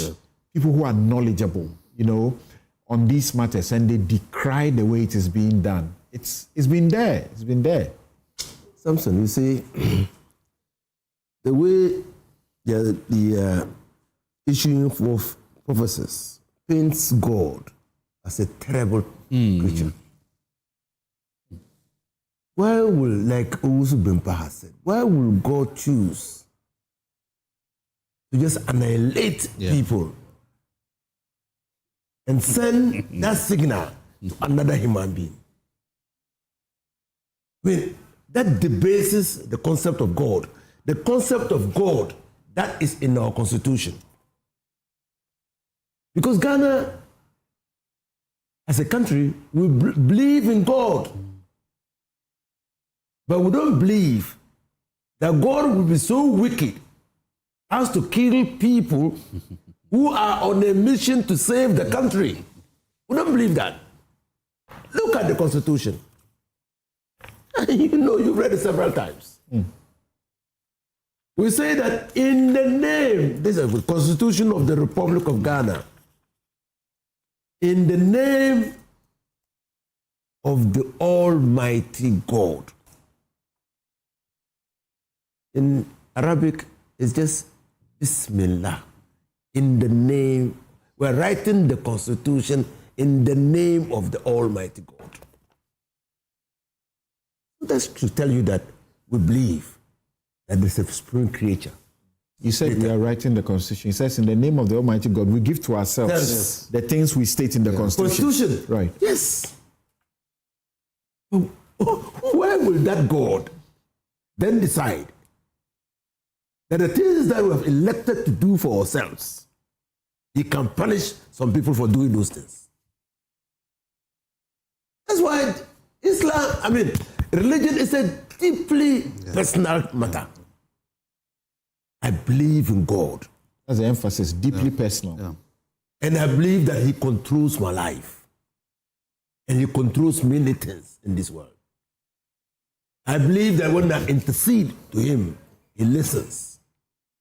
And in my quiet moments, he guides me. Because that's why I have an inner voice. That inner voice is the voice of God. I don't go to anybody to seek an intercession because that person is not better than me. He's just a guide. The Bible says, yea, though I walk through the valley of the shadow of death, thou art with me. Not through somebody. But not through somebody. Thy rod and thy staff is what keeps me through the shadow of death. I have leaders. I have imams. I have pastors who are leaders to guide me. But they don't reveal what God wants to tell me. He reveals to me. He reveals to me. And I've traveled the world. You see, this thing about prophecies and all these things, sometimes it challenges even your faith. You travel the world. People are making progress. You never open a TV and you hear anybody offering a prophecy. Meanwhile, those people are developing, they're becoming prosperous, their people are getting out of poverty, and then you don't hear prophecies. They brought it here. They even brought it to us. They even brought it to us, in fact, thank you, miracles. But you don't hear those things. So why? Is it one of the things of condemnation that religion is now used to condemn us to perpetual bondage? The dirtiness. Those people who are issuing of those professors. How well do we know them? I mean, prophets of old, you read the Bible. And then years of submission to the will of God, years of devotion, the way they conduct themselves, the way they carry themselves. You see it in them. The people accept that these are men of God. Is that what we see? And some can even drive Rolls Royce. And wear gold chains. Men of God are not supposed to be poor. Yes, now tell us that. They're not supposed to be poor. They're not meant to be poor. They are not meant to be poor. The richest pastors with the poorest congregations. The richest churches don't have aircraft. You Methodist churches, you fly aircraft around. God spoke with them when you and I were there. God spoke with them when so that is why I find it difficult to see how probably it's because of the communication of Elvis. Okay. It is always important. All right. To reconcile the different faiths. Right. Put it. So because we need to have just a little time on the last subject so that we don't skip it completely. Rev, I understand that you want to make a minute's contribution to conclude. Please do that quickly. Very quickly. Thank you so much for that. I just want to say this, that as a nation, as I've said, our religiosity or level of spirituality must be equally proportionate to our level of development. And that comes through education and what we are preaching in the pulpit. Talking about using the fathers in the house to do it. Sometimes, some time ago this year, Dr. Tabo, if I should mention, they started doing some teachings. And within the church, there was still division. So at some point, if people cannot accept that you practice your religion within a responsible way and within responsible limits as per the Constitution, we have to crack the whip. And that's what I'm saying. And just quickly on that, America does it. Paula White and all of these people are with the president. They pray for them. The king has a personal pastor who is paid. So I'm not saying commit so much national resources to it, but it is very important. If it bothers on the well-being of the nation, let us try and find ways to not say regulate it for now, to make sure that the system is sanitized. Thank you. Right. Well, in America, people are not studying under trees, and we need to take care of that. In America, I drove to University of Education, Winneba, Thursday. For 40 minutes or more, I was on a very dusty, rough road. You should take the Accra-Kumasi road and see what it is now. So let's fix the important things first. Let's talk to this God to prophesy about how we'll develop this, we'll get money to develop these places. So quickly, about the issues that have come up as a result of this crash and people making those comments, being arrested, and the NPP has issues with some of them. The NPP issued a statement and said, arresting those who shared the viral video where you had a female speaker threatening to kill President Mahama and behead the First Lady, Lordina Mahama. There are Prince Ofori, known as Fanti Comedy, Yayira Abewu, Akosia Jollof. That's other alias. I have Emmanuel Kwache. They were doing those things and have been arrested. And then we have Daniel Adomako, Sir Obama Pokwase, who shared footages of pictures of what he said were guns that can only be available to the police but are in private hands and they are being picked up. The police said the arrests are linked to intelligence-led operations against illegal arms network, probing images and videos of individuals brandishing sophisticated weapons. NPP says, we are shocked that a serious establishment like the Ghana Police Service will waste resources to arrest and detain young citizens who, out of exuberance, made comments deemed unsuitable for the moment. These social media activists, like all of us, acknowledge the grief that has gripped the nation and have no actionable ability to cause any harm, nor intend to do so, except for their comment, which, however unsavory, are opinions they are entitled to. We need not remind the Ghana police that freedom of speech is guaranteed in the country for all citizens and that the partisan approach being adopted by the current security system of the state is very worrisome. The Ghana Police Service should not be a whim for the executive. Your motto is service with integrity. So we ask you, where is the integrity you speak of? So they ended by saying they strongly condemn the arrests. Doc. Well, first of all, freedom of speech, and I think Honorable mentioned Article 21 and all the freedoms under Chapter 5 are all limited. First, that your freedom doesn't lead to the interference of somebody else's freedom. And then we have all the other things like public morality, health, public order, security, and some of the subject matter that you have referred to borders on those issues.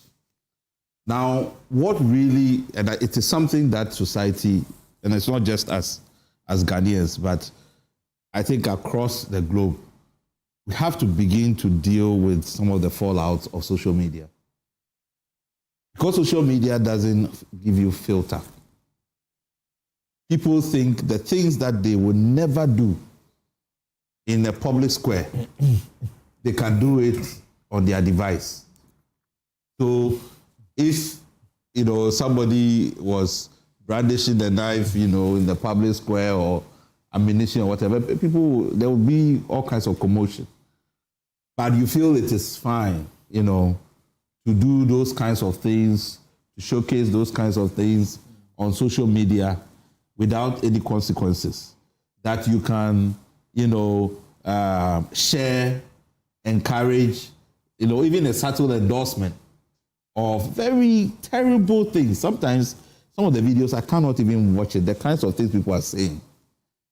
So I think that we really have a huge problem. At the moment, the state is using almost pseudo-criminal libel type of colonial legislation to deal with it. So it means that we need to look at our laws. How do we deal with that? And what is the appropriate punishment? Okay. There's, of course, issues, opportunities like defamation, all that stuff.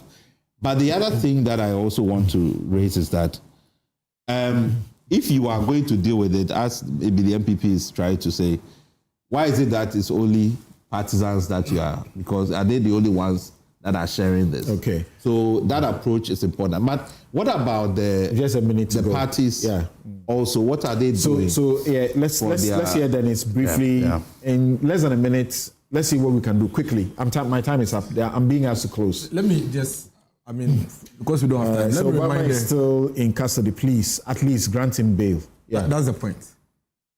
I'm against all form of extremism in free speech. I'm against all form of violence, threat in free speech. Right. But the framers of free speech knew that there may be outliers, like Doc said, and that is why they put in place laws and regulations to deal with it. It doesn't include abduction. It doesn't include kidnapping. It doesn't include break-in into people's homes in the middle of the night. What the Ghana police and the state security apparatus are doing is that they are putting all of us at risk. Because if the security service can break into your home in the manner in which they broke into, say, Obama's home, then tonight when you are asleep at 3 a.m. and you hear your house being broken into, how do you react? Okay. Is it the state security? Is it armed robbers? Should you protect yourself? Should you protect yourself and then you wake up in the morning and it's a state operative? What would you have done to yourself? Right. And I think that whatever they've done to say Obama, they should be ashamed of themselves. There is no lie that they are just showing him where power lies. Okay. Otherwise, the court has granted him bail. The registrar has certified that he has met all the bail bonds. Why? In the name of democracy. Thank you very much. My outfit is by Konatic Clothing, 0244-676732. 30 seconds. My time is up. As you can see I'm just surprised that I'm just surprised that quickly. I'm just surprised that 30 seconds. Issued that statement. 30 seconds. Because a few years ago, can you imagine? Anyidoho was arrested in similar circumstances. The court has granted him bail. So if 4 or 5 years ago, Anyidoho sat on a radio station and made statements which resulted in his arrest and incarceration. Anyidoho is too far. Oliver is just recent.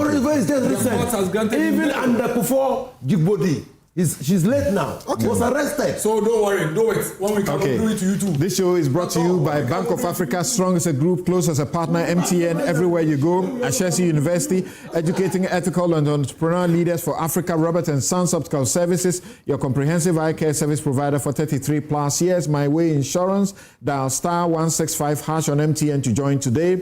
Syntax Tanks is strong, it's tough. Activa International Insurance, our clients are Passion. International Facilities Management Association and Safari Valley Eco Park, bringing you closer to nature. I'm Samson Ladia Yanini. Have a good afternoon.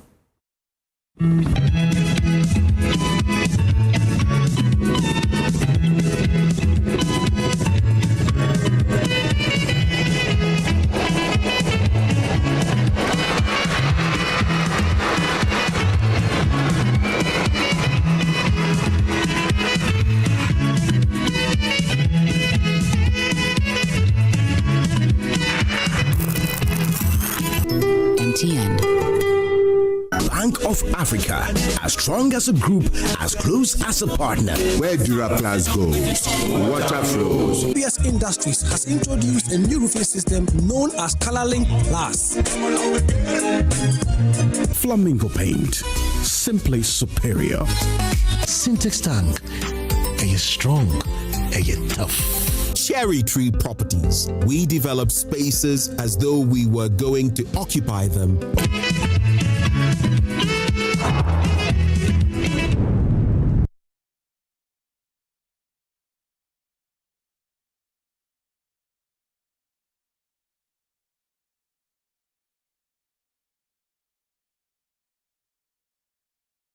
Having gone to Translight Solar, really, it's been one wonderful experience. Since the system was installed in my house, my daytime could be somewhere around 20 cedis. And so I've seen a marked reduction in my bills. And because of that, I am not paying as much as I used to do when I was relying solely on the national grid. My house has now become the city on the hill. With this current doomsaw, anytime my area is off, my house is well lit. Everything is on point. And I can get as much as 13 to 14 hours with my ACs and everything working perfectly well. So I can say, as for Translight, they are the truth, the way, and the light. You have to speak to Translight today. In fact, speak to them now, right now. Translight Solar. Translight Solar. As a young mom, you're not always sure that you're doing it right. Choosing a baby care product for your child can sometimes be difficult. I choose BabyMed hypoallergenic skincare products specially formulated to suit my baby's fragile and sensitive skin. A complete range of products that makes every bath time a moment of tenderness and well-being. BabyMed, baby-specific care products. So, Charlie, the deal there, I almost get her.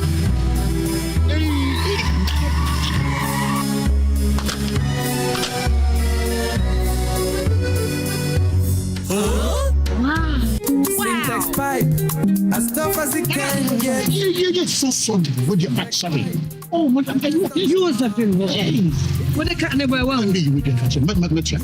Hey! Now, I'm pipe. Between the high and carbon. Hey, madam, pipe menu. A syntax pipe. Me tono, Omukacham send a one day pa.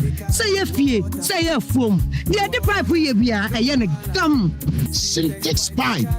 Why a leaky? Come, madam. From today, syntax pipe in my pipe. No 2 ways. We need a pipe ben abe use. SINTEX pipe. Syntax pipe. In the carry water. No hala.